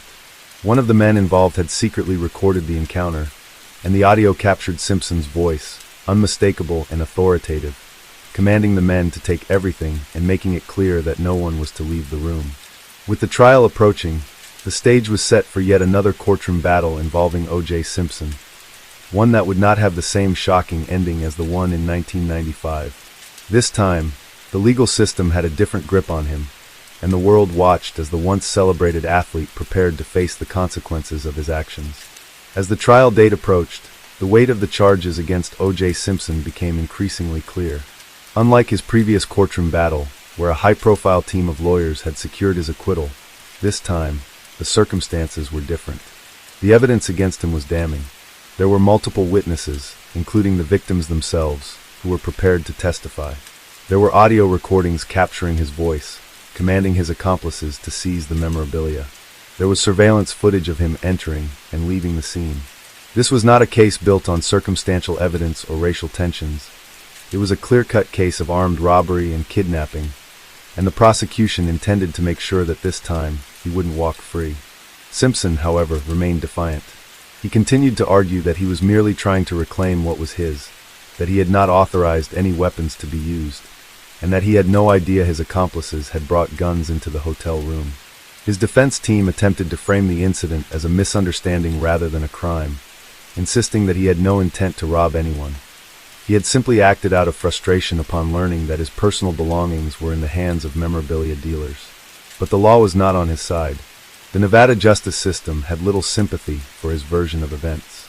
Kidnapping charges were particularly serious in the state, carrying the potential for a life sentence. Prosecutors were relentless in their approach, determined to prove that Simpson had orchestrated the entire robbery, that he had been fully aware of the presence of weapons, and that his intent had been criminal from the very beginning. The trial, which began in September 2008, played out in front of a nation still divided over Simpson's past. There were those who still believed he had gotten away with murder in 1995, and they saw this as long overdue justice. Others viewed it as a separate incident, judging the case solely on its merits, without the weight of his past controversies. Regardless of public opinion, the evidence presented in court was overwhelming. The prosecution presented witnesses who testified that Simpson had been the mastermind behind the operation. Alfred Beardsley, one of the memorabilia dealers, described how he had feared for his life during the encounter, believing that the presence of guns meant things could quickly spiral out of control. Bruce Fromong, the other dealer, provided a harrowing account of the moment he realized that the men inside the hotel room weren't just there for a discussion. They were there to take what they wanted, by force if necessary. The most damning piece of evidence, however, was the secret audio recording made by one of the men involved. In the recording, Simpson's voice was clear and commanding. He was heard shouting instructions, telling his men to take everything, and making it known that no one was to leave the room. His words, tone, and demeanor painted a picture of someone who was not simply reclaiming lost property, but orchestrating a calculated act of intimidation and coercion. When the defense had its turn, they attempted to downplay the severity of the situation. They argued that no actual harm had been done, that the supposed victims were not innocent bystanders, but individuals profiting off stolen memorabilia, and that Simpson had acted out of frustration rather than malice. They pointed to the fact that he had not personally carried a gun, trying to distance him from the more serious charges of armed robbery and kidnapping. But the prosecution countered with a simple argument. Simpson didn't need to hold the gun himself to be guilty. The law recognized that if someone orchestrated a crime where weapons were involved, they were just as responsible as those who carried them. Whether or not Simpson personally brandished a weapon was irrelevant. He had led the operation, he had commanded the actions, and he had ensured that it happened.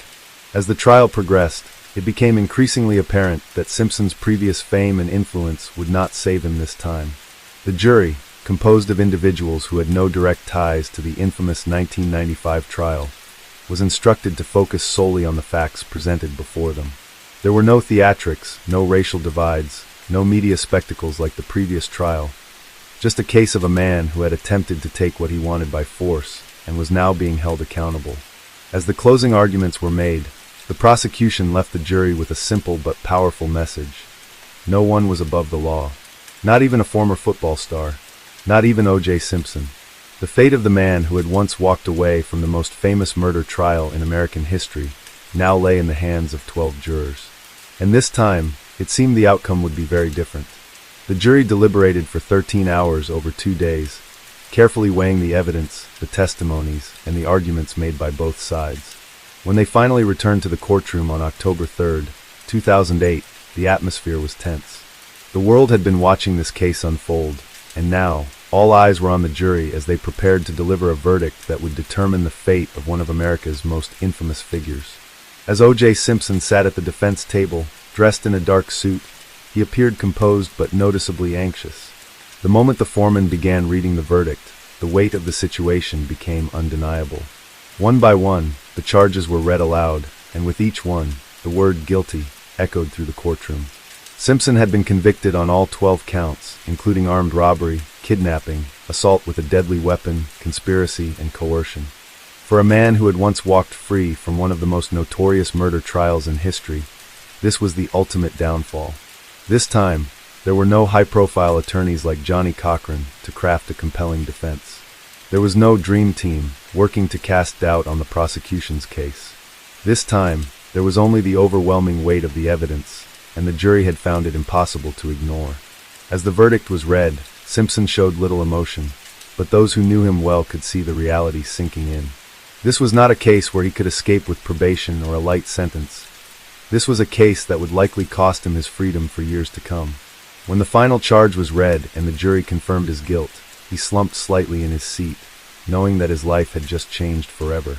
The sentencing phase came 2 months later, in December 2008.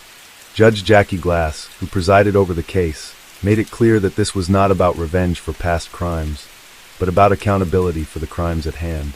She stated that Simpson had acted with arrogance, believing he could take matters into his own hands without facing consequences. In her final ruling, she sentenced him to a total of 33 years in prison, with the possibility of parole after 9 years. For the first time in his life, O.J. Simpson was no longer a free man. He was immediately taken into custody and transported to Lovelock Correctional Center in Nevada, where he would begin serving his sentence. The irony of the situation was not lost on the public. 13 years to the day after he had been acquitted in the murder trial of Nicole Brown Simpson and Ron Goldman, he was now found guilty of a different crime and sentenced to decades behind bars. The reaction to the verdict was divided, much like it had been in 1995, but for very different reasons. Some saw it as long overdue justice, a form of retribution for a man who had escaped punishment once before. Others viewed it as a tragic fall from grace, the story of a man who had once been an American hero, but had ultimately been undone by his own actions. Regardless of perspective, one thing was undeniable: O.J. Simpson, once one of the most celebrated athletes in American history, had become a cautionary tale about the dangers of entitlement, recklessness, and the belief that one is above the law. In the years that followed, Simpson largely faded from public consciousness. He spent his time behind bars, occasionally making headlines with interviews or appeals, but he was no longer the larger-than-life figure he had once been. When he was finally granted parole in 2017, having served 9 years of his sentence, he walked out of prison a free man once again. But this time, there was no fanfare, no media circus, no triumphant return. His release was quiet, subdued, almost an afterthought in a world that had long since moved on. O.J. Simpson's name would forever be linked to 2 trials, 2 drastically different outcomes, and a legacy that had been irreversibly tarnished. He had once been a football legend, a movie star, a household name, but in the end, he would always be remembered as a man whose choices led him from the heights of fame to the depths of disgrace. Story 9. In the early hours of May 29, 2008, the tranquil villages of Trstje and Lipnica Gornja, nestled in the Tuzla canton of Bosnia and Herzegovina, were shattered by a horrifying act of violence. A man named Tomislav Petrovic embarked on a deadly rampage, leaving 6 people dead and 1 injured. This tragic event not only devastated the local community, but also raised pressing questions about mental health awareness and the effectiveness of intervention measures in preventing such atrocities. The day before the massacre, tensions within the Petrovic household had escalated alarmingly. Tomislav's wife, whose identity has been withheld for privacy, confided in her sister about the escalating threats and abuse she was enduring. She recounted how Tomislav had been verbally abusive, calling her derogatory names, and had physically assaulted her. Fearing for her safety, she pleaded with her sister to contact the authorities. However, instead of reaching out to the police, her sister called an ambulance service, informing them of Tomislav's prior treatment in a mental health facility and expressing concern over his current behavior. The ambulance personnel advised her to notify the police, but this crucial step was never taken. Later that evening, Tomislav's menacing behavior intensified as he threatened his wife over the phone. Terrified, she fled their home and sought refuge at a relative's residence, hoping to find safety from her husband's escalating rage. At approximately 6 a.m. on May 29th, Tomislav armed himself with a CZ 7.62 pistol and approached a local bus stop in Trstje. Without warning, he began firing at the bus, first targeting it from the outside before boarding and continuing his assault. In this brutal attack, he fatally shot 3 passengers and wounded the driver, who sustained injuries to his chest and arm. The suddenness and ferocity of the assault left the victims with little chance to react or escape. After the bus shooting, Tomislav proceeded to a nearby house, forcibly entering the residence and killing one individual inside. As he exited, he encountered two more people at the doorstep and mercilessly shot them both. The violence then spilled over to the neighboring village of Lipnica Gornja. There, Tomislav attempted to set fire to his cousin's car and indiscriminately fired at parked vehicles, further terrorizing the community. His rampage lasted approximately 25 minutes, during which he exhausted his ammunition. The chaos and fear he instilled in such a short time left an indelible mark on the residents of both villages. Law enforcement officers, responding swiftly to emergency calls, apprehended Tomislav shortly after his ammunition was depleted. The arrest brought an end to the immediate threat, but the aftermath of his actions left the community grappling with profound grief and a desperate search for answers. Investigations into Tomislav's background revealed a history marked by instability and violence. He had served in the army of the Republic of Bosnia and Herzegovina during the early 1990s and had been employed as an electrician in a local mine before the war. In recent years, he had been working intermittently in Croatia, returning occasionally to his native village. Neighbors and acquaintances described him as a man prone to erratic behavior, with well-known mental health issues. Despite his documented psychological problems and previous treatment in a mental health facility, Tomislav legally owned the pistol used in the massacre, a fact that sparked outrage and calls for stricter firearm regulations. The immediate catalyst for his violent outburst appeared to be rooted in domestic discord. Tomislav harbored unfounded suspicions about his wife's fidelity, leading to frequent and intense arguments. He also directed his paranoia towards his sister-in-law, accusing her of instigating conflicts within his marriage. On the eve of the shooting, he ominously referenced a desire to emulate a violent character from an action movie, a statement that, in hindsight, was a chilling precursor to the following day's events. In the wake of the tragedy, the community of Trstje and Lipnica Gornja was left to mourn the loss of 6 innocent lives. The randomness of the attacks, coupled with the familiarity of the perpetrator, compounded the residents' sense of vulnerability and sorrow.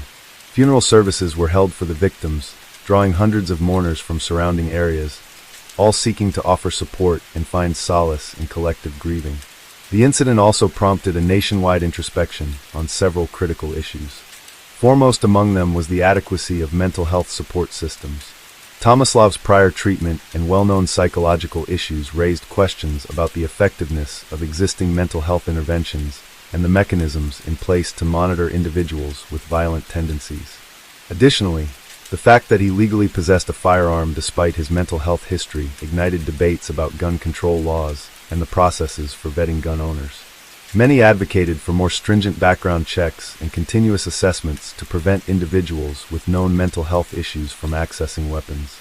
In the legal proceedings that followed, Tomislav was initially sentenced to 40 years in prison. However, this verdict was later overturned upon the revelation that he suffered from paranoid schizophrenia. Consequently, he was committed to a mental health institution for treatment.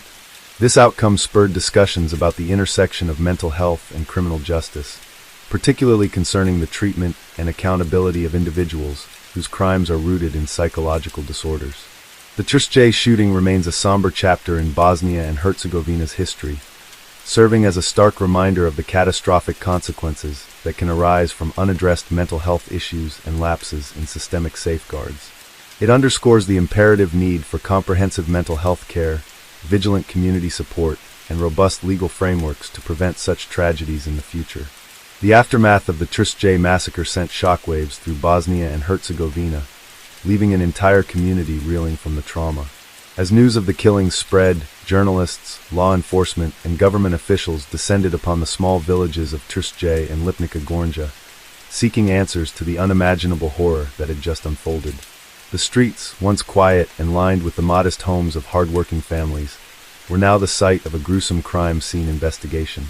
Pools of blood still stained the pavement near the bus stop, bullet holes riddled the shattered glass of the public transport vehicle, and the burned remains of vehicles smoldered in the aftermath of Tomislav Petrovich's rampage. Survivors who had narrowly escaped death struggled to comprehend what had just happened. The bus driver, though gravely injured, managed to provide a harrowing account of the attack.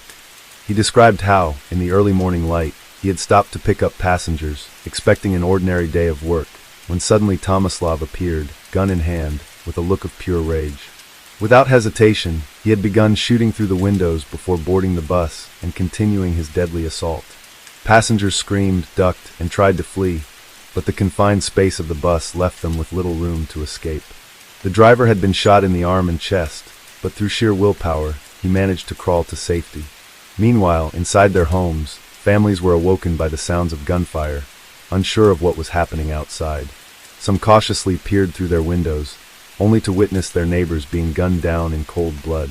A woman in Lipnica Gornja recalled how she had hidden with her children in a small storage room, praying that Tomislav would not come for them next. She had heard the gunshots, the screams, and the chilling silence that followed, each second stretching into eternity. Authorities arrived within minutes of the first emergency calls, but by the time they reached the scene, Tomislav had already carried out his killing spree. He was arrested without resistance, his gun empty, his face expressionless. The officers who detained him later remarked on how eerily calm he seemed. There was no sign of remorse, no anger, just a quiet acceptance as he was led away in handcuffs. This was a man who had made up his mind to kill, carried out his plan, and now had nothing left to fight for.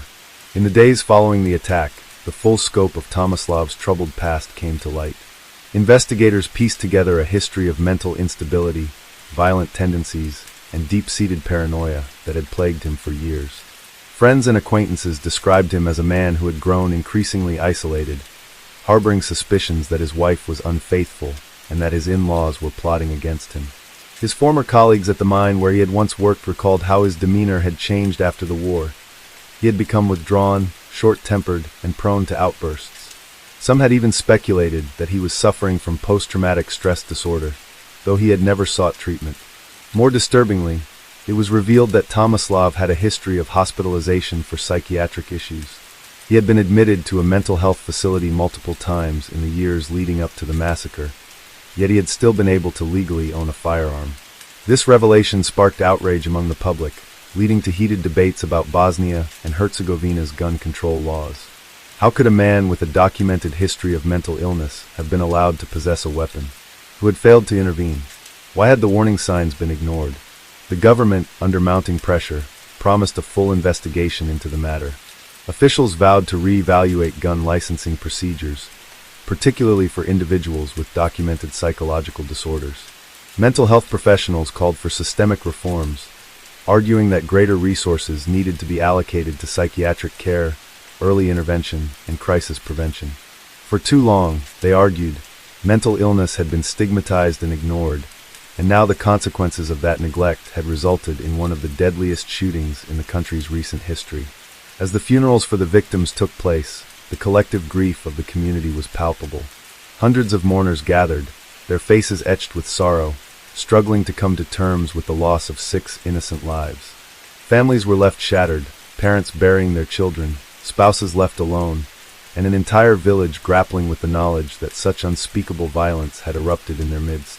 Priests and community leaders offered words of comfort, urging people to find strength in unity, but the wounds left by that fateful morning would not heal easily. Amid the mourning, the legal proceedings against Tomislav began. Prosecutors quickly built a case against him, charging him with multiple counts of murder, attempted murder, and illegal possession of a firearm. The trial was set to be one of the most closely watched in Bosnia and Herzegovina's history, as people demanded justice for the victims. However, the case took an unexpected turn when court-appointed psychiatrists conducted a full psychological evaluation of Tomislav. Their findings were shocking but not entirely surprising. He was diagnosed with severe paranoid schizophrenia, a condition that had likely gone untreated for years. The report concluded that at the time of the killings, Tomislav had been suffering from delusions, believing that he was under threat from those around him. The legal question now shifted from whether he was guilty to whether he was mentally fit to stand trial. The revelation divided the public. Some saw Tomislav as a cold-blooded murderer who deserved to spend the rest of his life behind bars, regardless of his mental state. Others viewed him as a man failed by the system, someone who should have been institutionalized long before he ever had the chance to pick up a gun. The trial was set to be a test case for how the Bosnian legal system handled crimes committed by individuals with severe mental illness. As the trial date approached, the nation braced for what would be a defining moment in its judicial history. Would Tomislav be found guilty and sentenced to life in prison? Or would the courts recognize his mental illness and commit him to psychiatric care instead? The questions loomed large, and the answers would determine not only Tomislav's fate, but also the future of mental health awareness and gun control policies in Bosnia and Herzegovina. The trial of Tomislav Petrovich captivated the entire nation. Courtrooms overflowed with journalists, grieving family members, and concerned citizens seeking justice for the victims. As he was led into the courtroom, shackled and emotionless, the families of those he had killed could barely contain their grief and anger.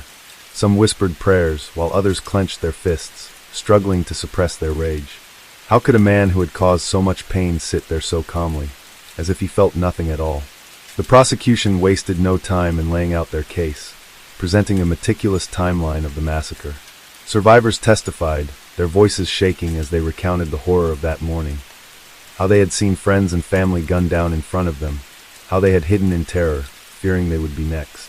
The bus driver, still recovering from his wounds, described how Tomislav had fired indiscriminately, showing no hesitation as he slaughtered innocent passengers.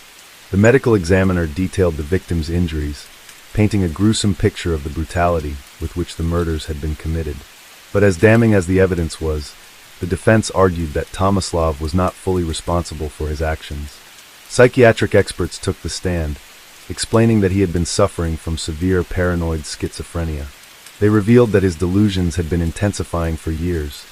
He had believed his wife was conspiring against him, that his in-laws were trying to ruin his life, and that even strangers were part of a plot to harm him. In his mind, the massacre had not been an act of cold-blooded murder, but an attempt to defend himself from an imaginary threat. The revelation sent shockwaves through the courtroom. Could a man so detached from reality truly be held accountable for his crimes? Some legal analysts believed that Tomislav's condition meant he could not have formed the intent necessary for premeditated murder. Others insisted that, mentally ill or not, he had still taken 6 lives and had to face the consequences. The argument became one of justice versus mercy, of punishment versus treatment. After weeks of testimony, the judge reached a decision that would divide the nation. Tomislav was found not guilty by reason of insanity. Instead of a prison sentence, he was committed to a high-security psychiatric hospital for an indefinite period. The ruling meant that he would not walk free, but would remain institutionalized as long as he was deemed a danger to society. For the victims' families, the verdict was a devastating blow. They had come seeking justice, hoping to see Tomislav rot behind bars for the rest of his life. Instead, they saw him taken away in a hospital van, not a prison transport. To them, it felt like he had escaped true punishment, that their loved ones had died in vain. Some wept openly, while others stormed out of the courtroom in disgust. He murdered them, one grieving father told reporters outside the courthouse. I don't care if he's sick. He should have been locked away forever. The case also reignited fierce debates across Bosnia and Herzegovina. Many questioned how someone with such a well-documented history of mental illness had been allowed to own a gun. Why had there been no intervention when his wife and her family had expressed concerns? How had the warning signs been missed? The government responded with promises of reform. Mental health professionals called for stronger support systems, and lawmakers proposed stricter gun control measures. But for those who had lost loved ones, no new policies or apologies could bring back what they had lost. As time passed, the village of Tranquil struggled to heal. The scars of the massacre remained, both physical and emotional. The bus stop where the killings had begun became a painful reminder of that fateful morning. Some families moved away, unable to bear the memories. Those who stayed tried to rebuild, but the sense of safety they once had was gone forever. Tomislav Petrovich remained in the psychiatric hospital, his condition monitored closely by doctors. Some reports suggested he had shown little remorse or understanding of what he had done. Others claimed that medication had subdued his violent delusions, making him a ghost of the man who had once terrorized an entire community. Whether he would ever be deemed fit for release remained an open question, one that haunted the families of his victims every single day. In the end, the Tranquil massacre became more than just a case of mass murder. It became a symbol of the dangers of untreated mental illness, of the cracks in the system that allowed a dangerous man to slip through unnoticed, and of the never-ending struggle between justice and compassion. The names of the victims were engraved on a memorial in the village square, a permanent reminder of the lives lost.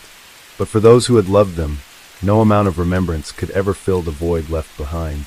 Story 10. On a cold January morning in 2009, Luzerne County, Pennsylvania, woke up to the beginning of what would soon become one of the most shocking judicial corruption scandals in American history. At first, it seemed like just another bureaucratic investigation, something that wouldn't make national headlines. But as details started to emerge, the case quickly took a sinister turn.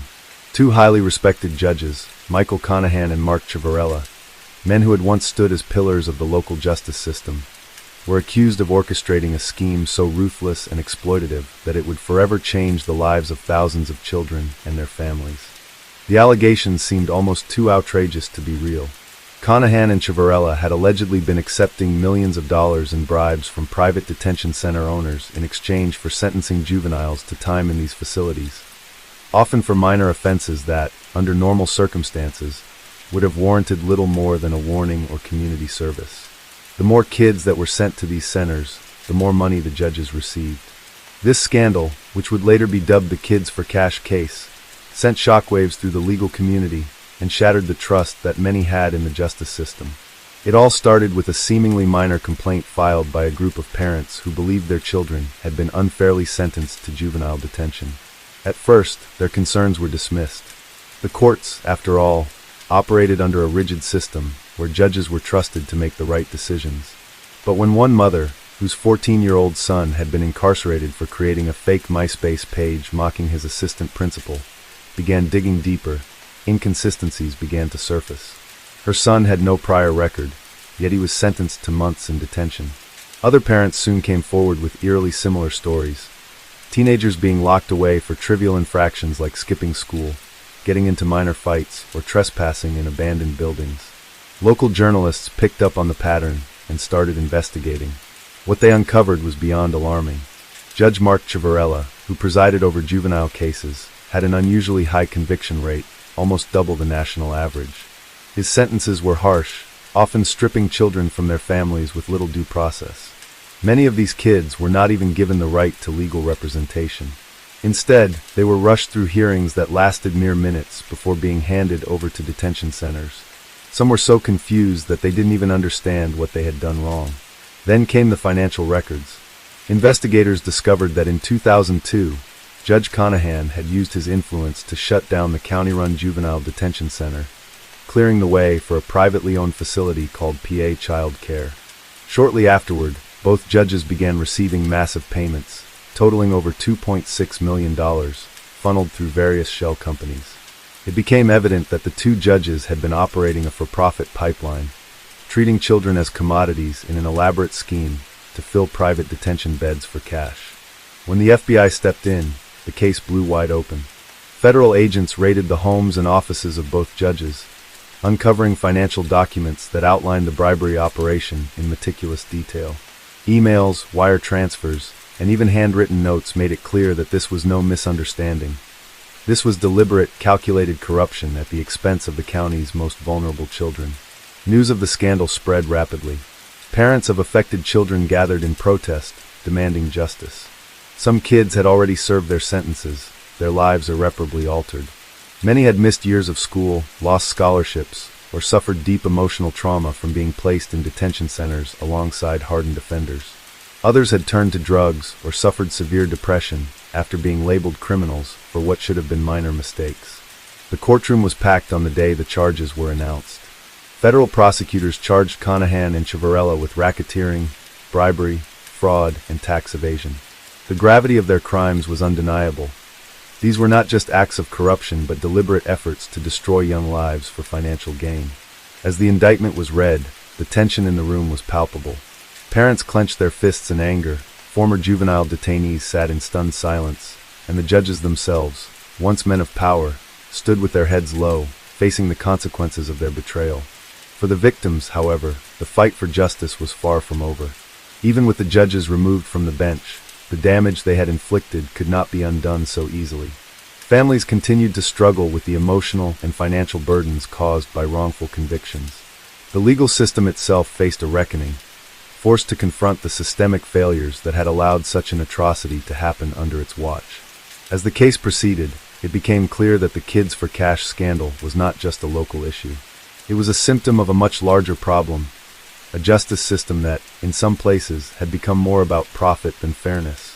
What had started as whispers of judicial misconduct in a small Pennsylvania town had now grown into a national crisis, one that would force America to take a hard look at the ethics of its juvenile justice system and the private prison industry that had profited so handsomely from its failures. The courtroom was packed with reporters, legal analysts, and families of the victims as the trial of judges Mark Ciavarella and Michael Conahan unfolded. The nation watched in shock as more and more details of their corruption came to light. Prosecutors presented mountains of evidence, bank statements, email correspondences, and testimonies from former juvenile defendants who had been unfairly sentenced. Every new piece of information painted an even darker picture of the scheme. Children as young as 10 had been sent to detention centers for offenses that should never have resulted in incarceration. One boy had been locked up for accidentally setting fire to a small piece of paper in his school bathroom. Another girl was sentenced for throwing food in her school cafeteria. In many cases, the hearings lasted less than 2 minutes. Barely enough time for these kids to process what was happening before they were handcuffed and taken away. Some parents testified that they were not even allowed to speak during their children's hearings.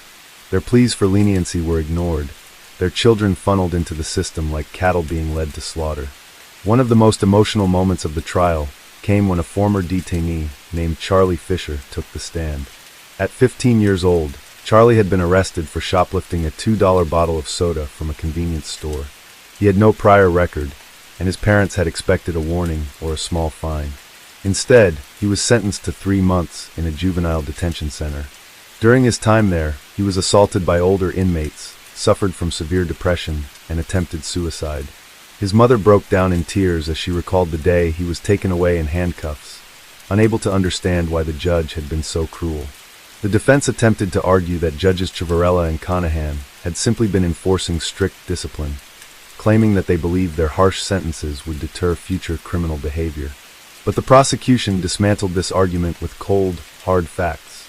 If these judges had truly been concerned with rehabilitation, why had they taken millions in bribes?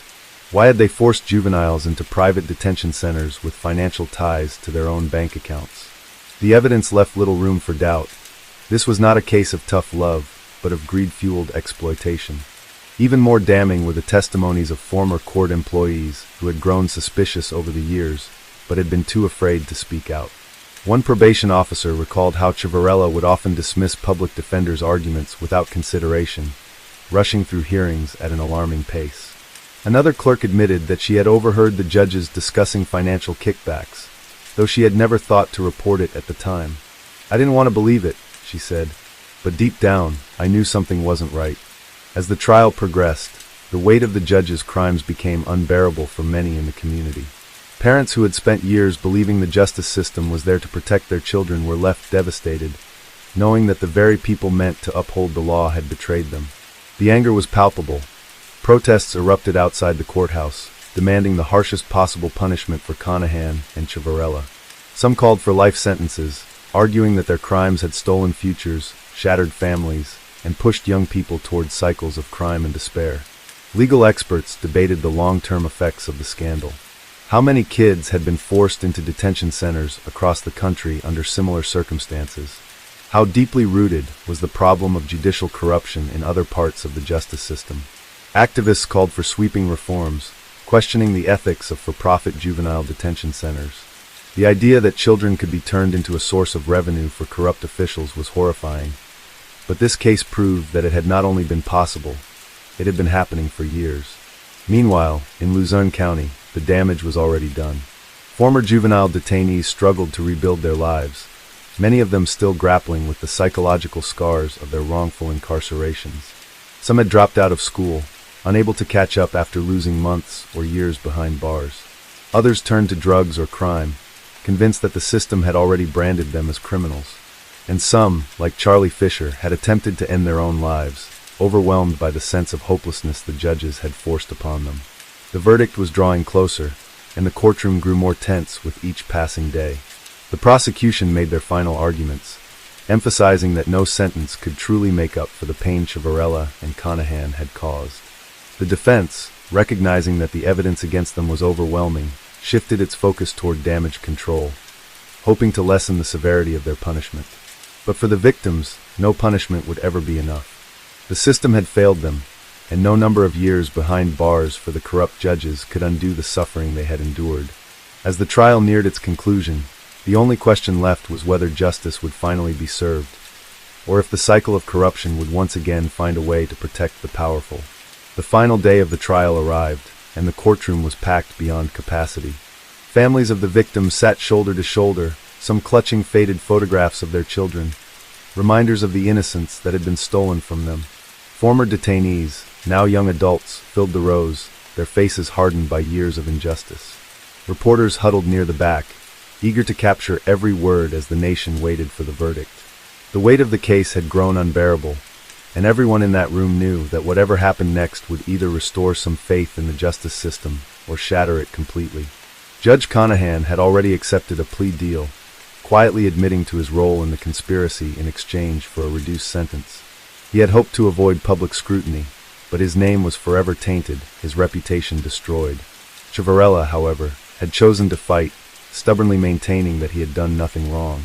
He had dismissed the bribery payments as finder's fees, claiming they had no influence over his judicial rulings. But the jury saw through his lies, and after days of deliberation, the foreman finally stood to deliver their decision. Guilty, on nearly every count. The words rang through the courtroom like a gunshot. Racketeering, fraud, money laundering, tax evasion. The list went on, each charge a reminder of the devastation Ciavarella had caused. The moment the verdict was read, an audible gasp swept through the room, followed by muffled sobs from the parents who had waited years for this moment. Some held each other, shaking with relief, while others sat motionless, still grappling with the magnitude of what had been done to their children. Ciavarella's face remained blank as the realization set in. He had spent years playing God in that very courtroom, sending thousands of kids away with the stroke of a pen. Now he was the one being judged. The irony was not lost on anyone. The same system he had manipulated for his own financial gain was now sealing his fate. The judge overseeing the trial wasted no time in condemning his actions. "This case is a disgrace," the judge said, his voice cold and unwavering. "You have betrayed the very foundation of our legal system. You have stolen years from children who will never get them back. And for what? For greed." When the sentence was finally handed down, 28 years in federal prison, there was no applause. No cheers of victory, just a heavy silence, because for all the justice that had been served that day, it still would never be enough. No prison sentence could undo the trauma, the missed graduations, the stolen childhoods. The scars left behind by Conahan and Ciavarella's greed would never fully heal. Outside the courthouse, reporters scrambled for statements, microphones shoved into the faces of former detainees and grieving parents. Some found a sense of closure in the verdict, while others simply shook their heads, knowing that no amount of prison time could truly make things right. Activists used the moment to call for widespread reform, demanding an end to the privatization of juvenile detention centers and stricter oversight of the judiciary. This was more than just two corrupt judges. This was a symptom of a broken system that had allowed such corruption to flourish for years. In the weeks that followed, the scandal continued to send shockwaves through the legal world. Thousands of juvenile convictions were overturned. Lawsuits were filed. Investigations into similar corruption cases in other states began. The Kids for Cash scandal became a cautionary tale, a dark reminder of what happens when justice is traded for profit. For the victims, however, the battle was far from over. Many of them had already lost too much. Some were trying to rebuild their lives, enrolling in GED programs after missing out on their education. Others struggled with addiction, their time in detention leading them down darker paths. A few had taken their own lives before they ever got to see justice served. And then there were the families, left to pick up the pieces. Some fought to erase the criminal records of their children, hoping to give them a fresh start. Others joined advocacy groups, determined to ensure that no child would ever suffer the same fate again. As for Ciavarella and Conahan, their legacies would be forever tarnished. Once powerful men in black robes, they were now nothing more than disgraced criminals, locked away in the very system they had corrupted.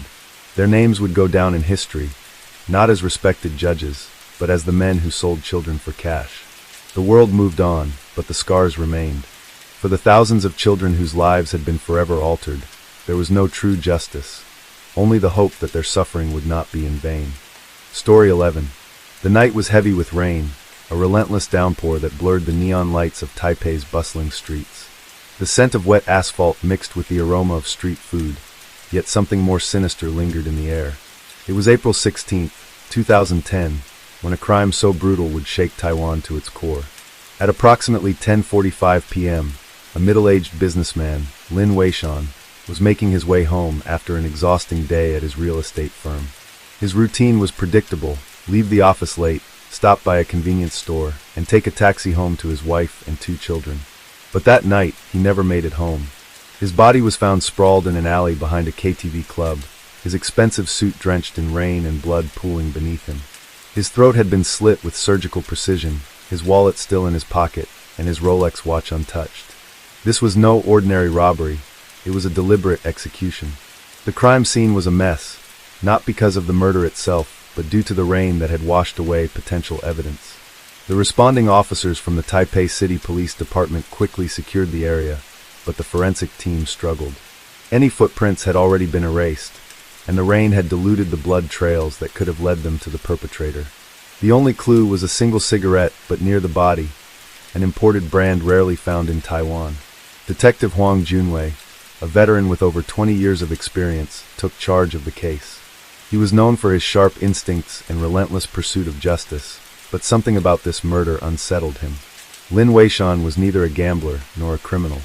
He had no known enemies. Yet, the way he was killed suggested an assassin rather than a common street thug. As Huang dug into Lin's life, cracks in the businessman's perfect image began to show. His company had recently won a high-profile development contract, beating out several competitors, including a major conglomerate with alleged ties to organized crime. Could this be a case of corporate revenge? Or was it something more personal? The detective interviewed Lin's colleagues, but none could provide any useful leads. His wife, Chen Meiling, was devastated but cooperative. She insisted her husband had no enemies and lived a straightforward life. Yet, Huang noticed the slightest hesitation in her voice when he asked if Lin had received any threats. Something was being left unsaid. Then a breakthrough came. Surveillance footage from a nearby store showed Lin arguing with someone just an hour before his murder. The figure, cloaked in a black raincoat, had their back to the camera, but their posture suggested anger, perhaps even desperation. The interaction lasted less than a minute before Lin stormed off. Was this the last person to see him alive? Huang's gut told him this was no random crime, but what he didn't know was that the deeper he dug, the more dangerous this case would become. The rain had been relentless that night, as if the heavens themselves sought to cleanse the city of its sins. But no amount of rain could wash away the brutality of what had happened in that dimly lit alley. Lin Weishan, a respectable businessman, lay dead in a pool of rainwater mixed with his own blood, his throat slashed so cleanly that the police suspected a professional killer. And yet, nothing was taken from him. His wallet, filled with cash and credit cards, remained untouched. His expensive Rolex gleamed under the flickering streetlight. This was no robbery gone wrong. This was an execution. Detective Huang Junwei stood at the edge of the crime scene, his cigarette burning low between his fingers, untouched for the last 5 minutes. He had seen hundreds of crime scenes in his 20-year career, but something about this one unsettled him. There was a chilling precision to the way the victim had been killed, as if the murderer had done this before, many times. The forensic team worked meticulously under their plastic covers, trying to salvage whatever evidence remained, but Huang knew the rain had already done most of the killer's job for them. The only tangible clue so far was a cigarette, but found near the body. Not just any cigarette, but an imported European brand, one that wasn't commonly sold in Taiwan. It was a small detail, but one that could mean everything. Was it left behind intentionally? Or had the killer been careless, confident that the rain would wash away their tracks? Back at the station, Huang ordered his team to dig deeper into Lin Weishan's background. On the surface, Lin was the perfect family man. Married for over 15 years, father of 2, owner of a successful real estate firm. He had no known criminal connections, no history of gambling debts, and no apparent reason to be targeted. But Huang knew from experience that everyone had secrets. It wasn't long before the cracks in Lin's perfect life began to show. Lin's company had recently won a highly contested urban development contract, one that had been fought over by several powerful corporations. Among the competitors was the Zhonghua Group, a firm with rumored ties to organized crime. Losing the contract had cost them millions. Did they decide to take revenge? But there was something else, something much closer to home. Lin's wife, Chen Meiling, had been cooperative when questioned, but Huang had noticed a slight tremor in her voice when he asked if Lin had received any threats recently. She had hesitated for just a fraction of a second before denying it. A trained investigator like Huang could recognize a lie, even a subtle one. Digging further, Huang discovered that Lin had been receiving anonymous calls for weeks before his death. His assistant at the real estate firm confirmed it. Lin had been unusually tense, even irritable, as if something was weighing on him. And then there was the security footage. The grainy surveillance tape from a convenience store near the crime scene showed Lin engaged in a heated argument with an unknown figure just an hour before his death. The person was wearing a black raincoat, their face obscured by the hood. The conversation lasted less than a minute before Lin walked away, his face tight with frustration. The hooded figure remained still for a few moments, watching Lin disappear down the street, before turning and walking in the opposite direction. Who is this person? A business rival? A scorned employee? Or someone even more dangerous? Huang had his team run the footage through facial recognition software, but the results were inconclusive. The figure had kept their head down, avoiding every angle that could give them away. It was almost as if they knew exactly where the cameras were. And then, a chilling detail emerged, one that sent a shiver down Huang's spine. The imported cigarette, but found at the crime scene, matched the same brand favored by a known contract killer operating in East Asia. A man whose name had been whispered in the underworld for years, but who had never been caught. A man who only took jobs worth millions and never left a trace. The Raincoat Killer. Huang had heard the name before, buried in classified case files and whispered between detectives in hushed tones. The killer had been active across Asia for nearly a decade, striking in cities from Tokyo to Bangkok, leaving behind only a trail of unsolved murders. Each victim had been high-profile, each death orchestrated with chilling efficiency. And now, he had come to Taipei. But why Lin Weishan? What had the businessman done to warrant the attention of a ghost-like assassin? Huang's mind raced as he pieced together the puzzle, but something didn't add up. The Raincoat Killer was a ghost, a phantom. No one had ever seen his face. No one had ever survived an encounter with him. If he had truly been the one to kill Lin, why had he left behind a cigarette? Why had he allowed himself to be captured on surveillance footage, even in disguise? It was too sloppy, too uncharacteristic of a man whose very existence was a legend. Unless, Huang thought, someone wanted him to believe the Raincoat Killer was involved. Someone was setting the stage, creating a narrative, leading the investigation in a specific direction. But for what reason? And who had the power to do so? As Huang sat in his dimly lit office, staring at the grainy footage of the raincoat figure, he felt a deep sense of unease settle in his gut. This case was no longer just about murder. It was about deception, and whoever was behind it was just getting started. Detective Huang Junwei barely slept that night. His mind churned through every detail, every inconsistency in the case. The execution-style killing of Lin Weishan had been brutal yet precise, and all signs seemed to point toward the infamous Raincoat Killer. But something about it felt off, too obvious, too staged. Professional assassins didn't make mistakes, yet this one had left behind just enough evidence to lead them straight to a ghost. By morning, new leads emerged. A lab report confirmed that the cigarette, but found near Lin's body, carried a partial DNA sample. It was a near miracle, considering the rain had nearly destroyed all forensic evidence. But when Huang ran it through the criminal database, the result was unexpected. It didn't belong to the Raincoat Killer, or any known assassin. Instead, it was linked to a man named Luo Jianhong, a former security consultant with no criminal record. A man who, as it turned out, had once worked directly for Lin Weishan's company. Huang immediately sent his team to track down Luo, but the man had vanished.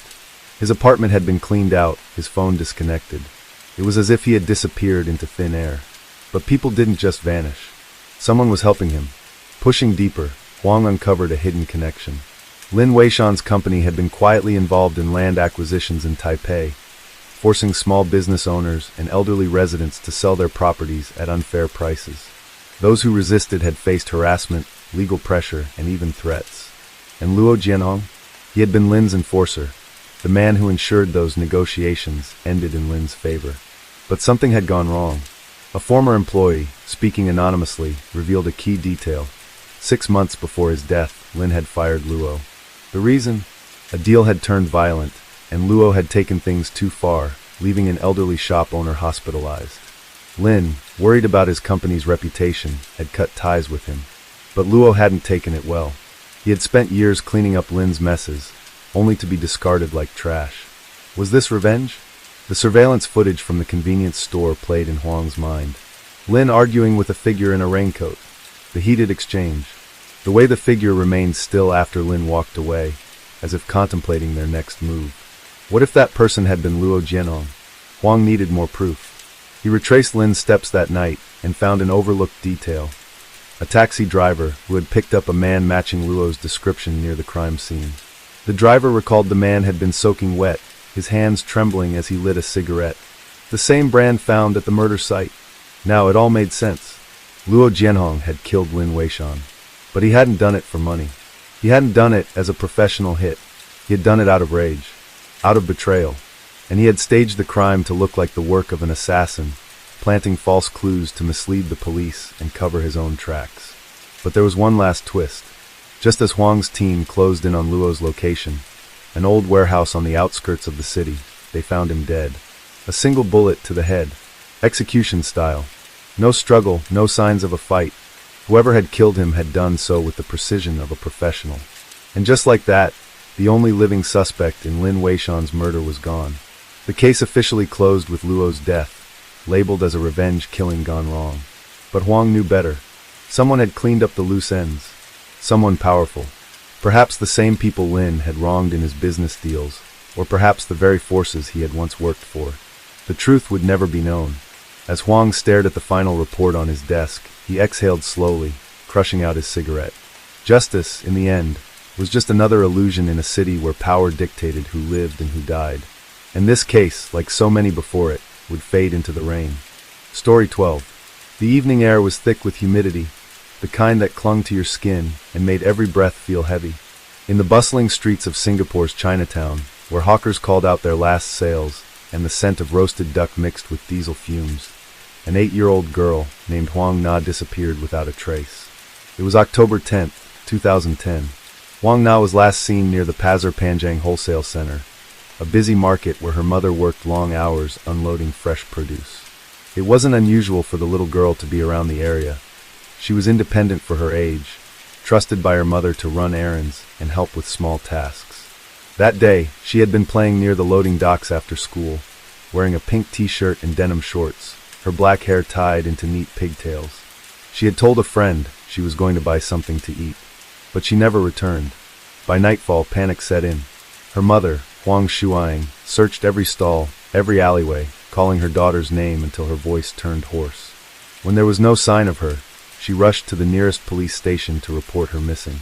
At first, the authorities treated it as a routine missing child case. Children wandered off all the time in crowded areas, distracted by toys or lured by the promise of sweets.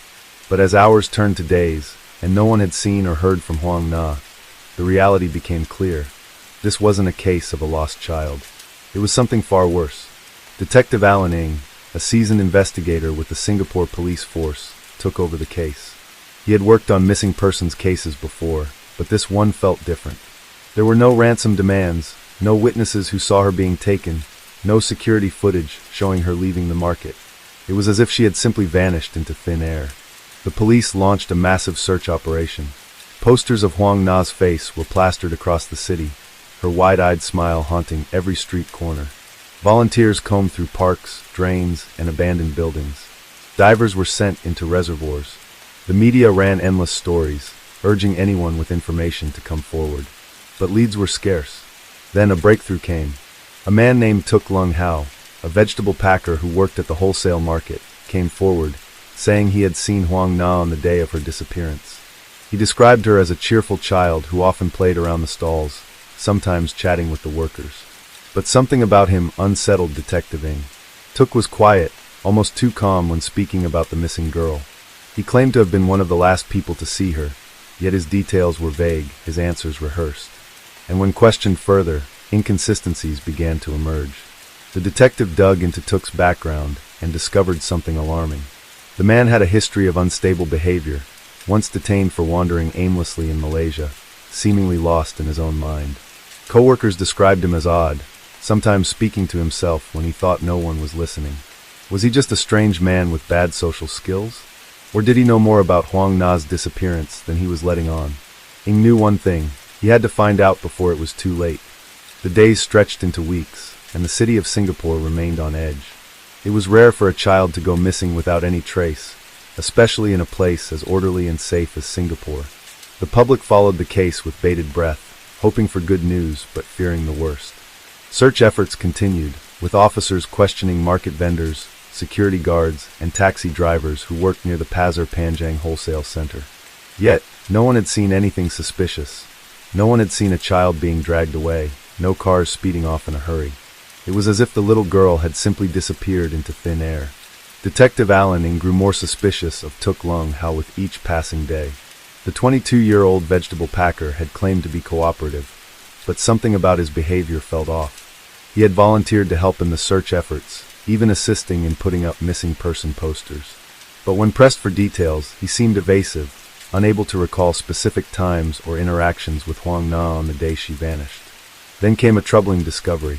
A coworker of Tuk came forward with a disturbing piece of information.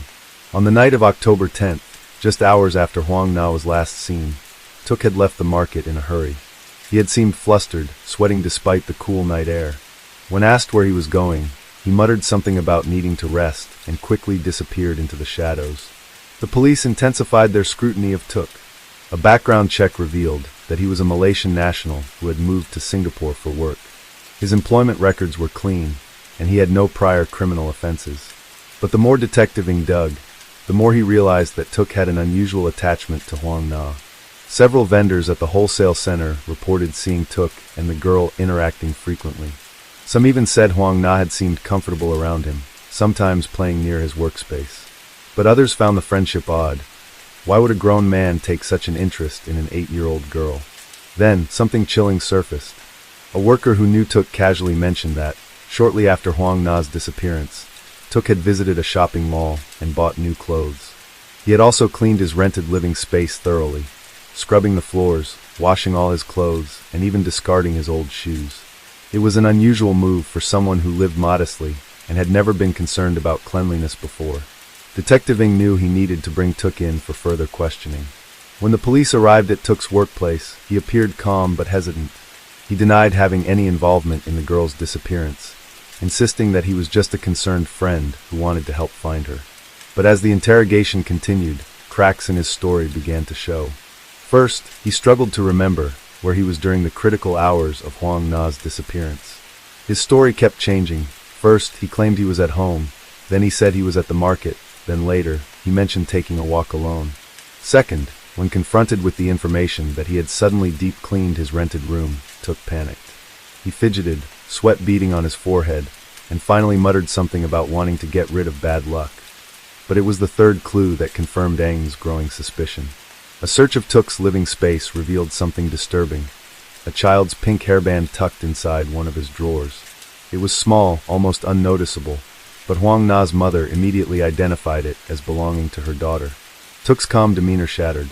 His hands trembled as he tried to explain how the hairband got there, but his words were jumbled, incoherent. He claimed Huang Na must have left it behind when visiting him, but there was no reason for the girl to have been in his private living quarters. Then, in a moment of quiet desperation, he mumbled under his breath, "She trusted me." It was enough. Detective Ng ordered Tuk Lung Hao's immediate arrest. But there was still one pressing question left unanswered. Where was Huang Na? The truth, when it finally came to light, would shake the entire nation to its core. With Tuk Lung Hao now in custody, the Singapore police force intensified their interrogation. They knew Huang Na was no longer missing. She had been taken, and Tuk was the last person to see her alive. But without a body, without concrete evidence, they had no way of proving what had really happened. Detective Allen watched Tuk closely as he sat in the interrogation room. His hands were clasped together, his eyes darting between the officers in the room. He still insisted he had nothing to do with Huang Na's disappearance, but his body language betrayed him. He was nervous, avoiding direct eye contact, his fingers trembling slightly. Hours passed, and Tuk remained silent, offering only vague answers.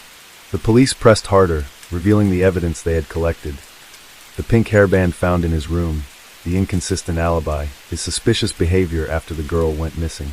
The psychological pressure mounted until finally Took broke. His voice was barely above a whisper when he said, "She was scared." A chilling silence filled the room.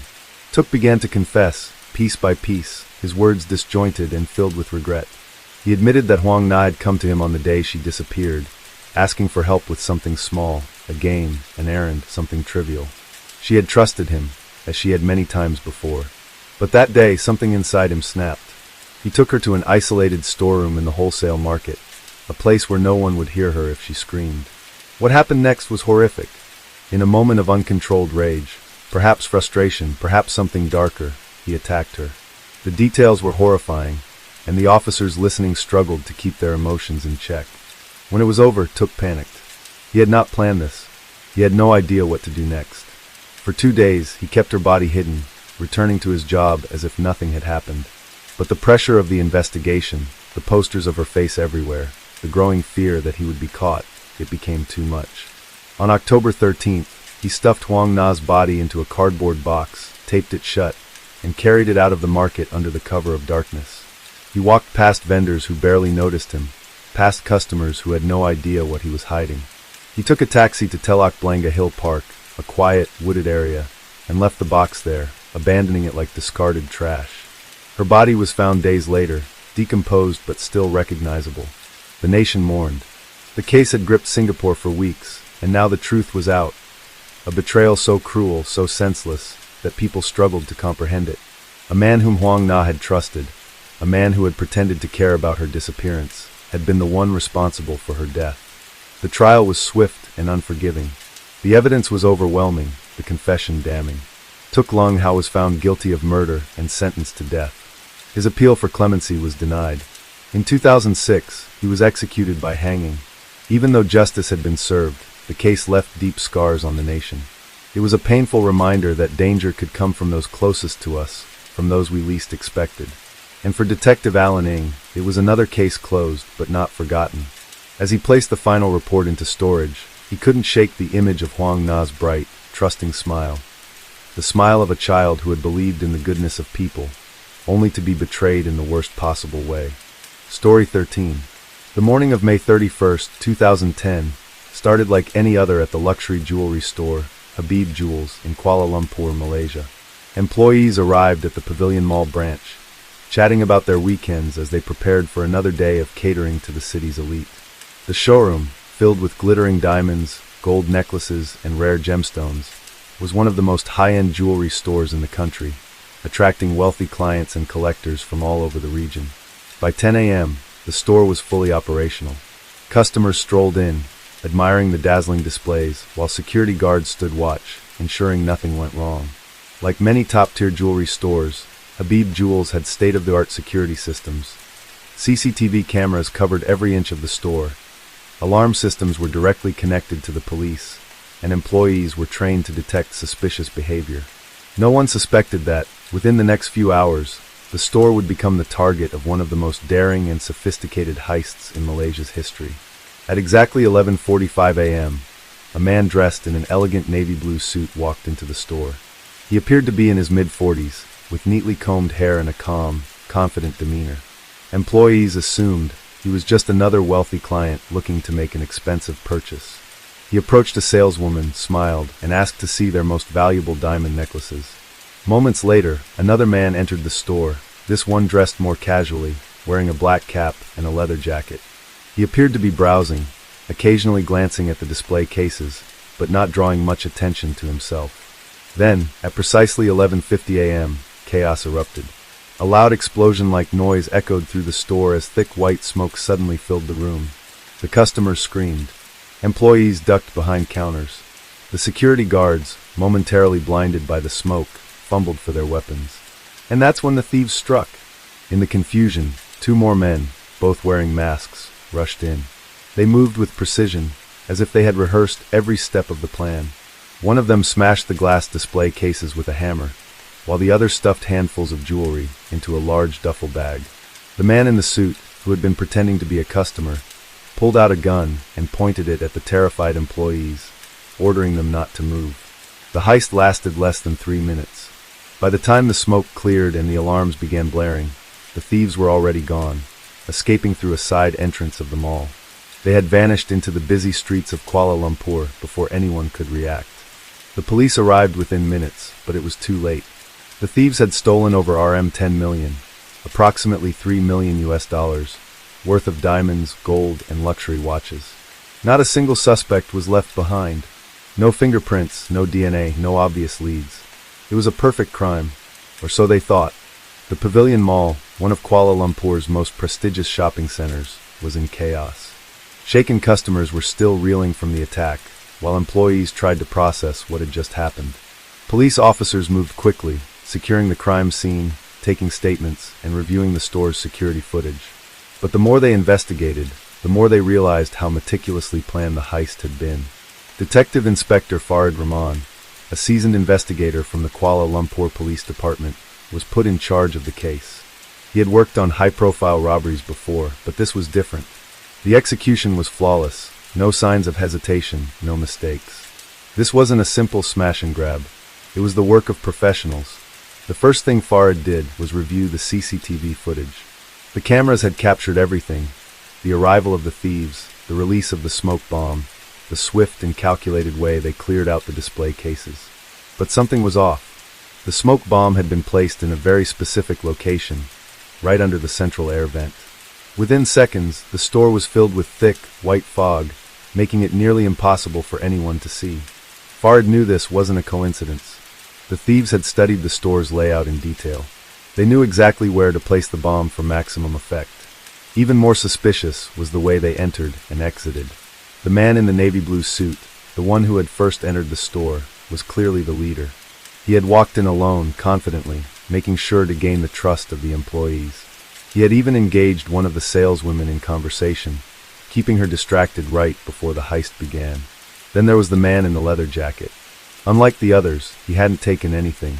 His role was different. He had positioned himself near the security cameras, moving his body strategically to block certain angles at crucial moments.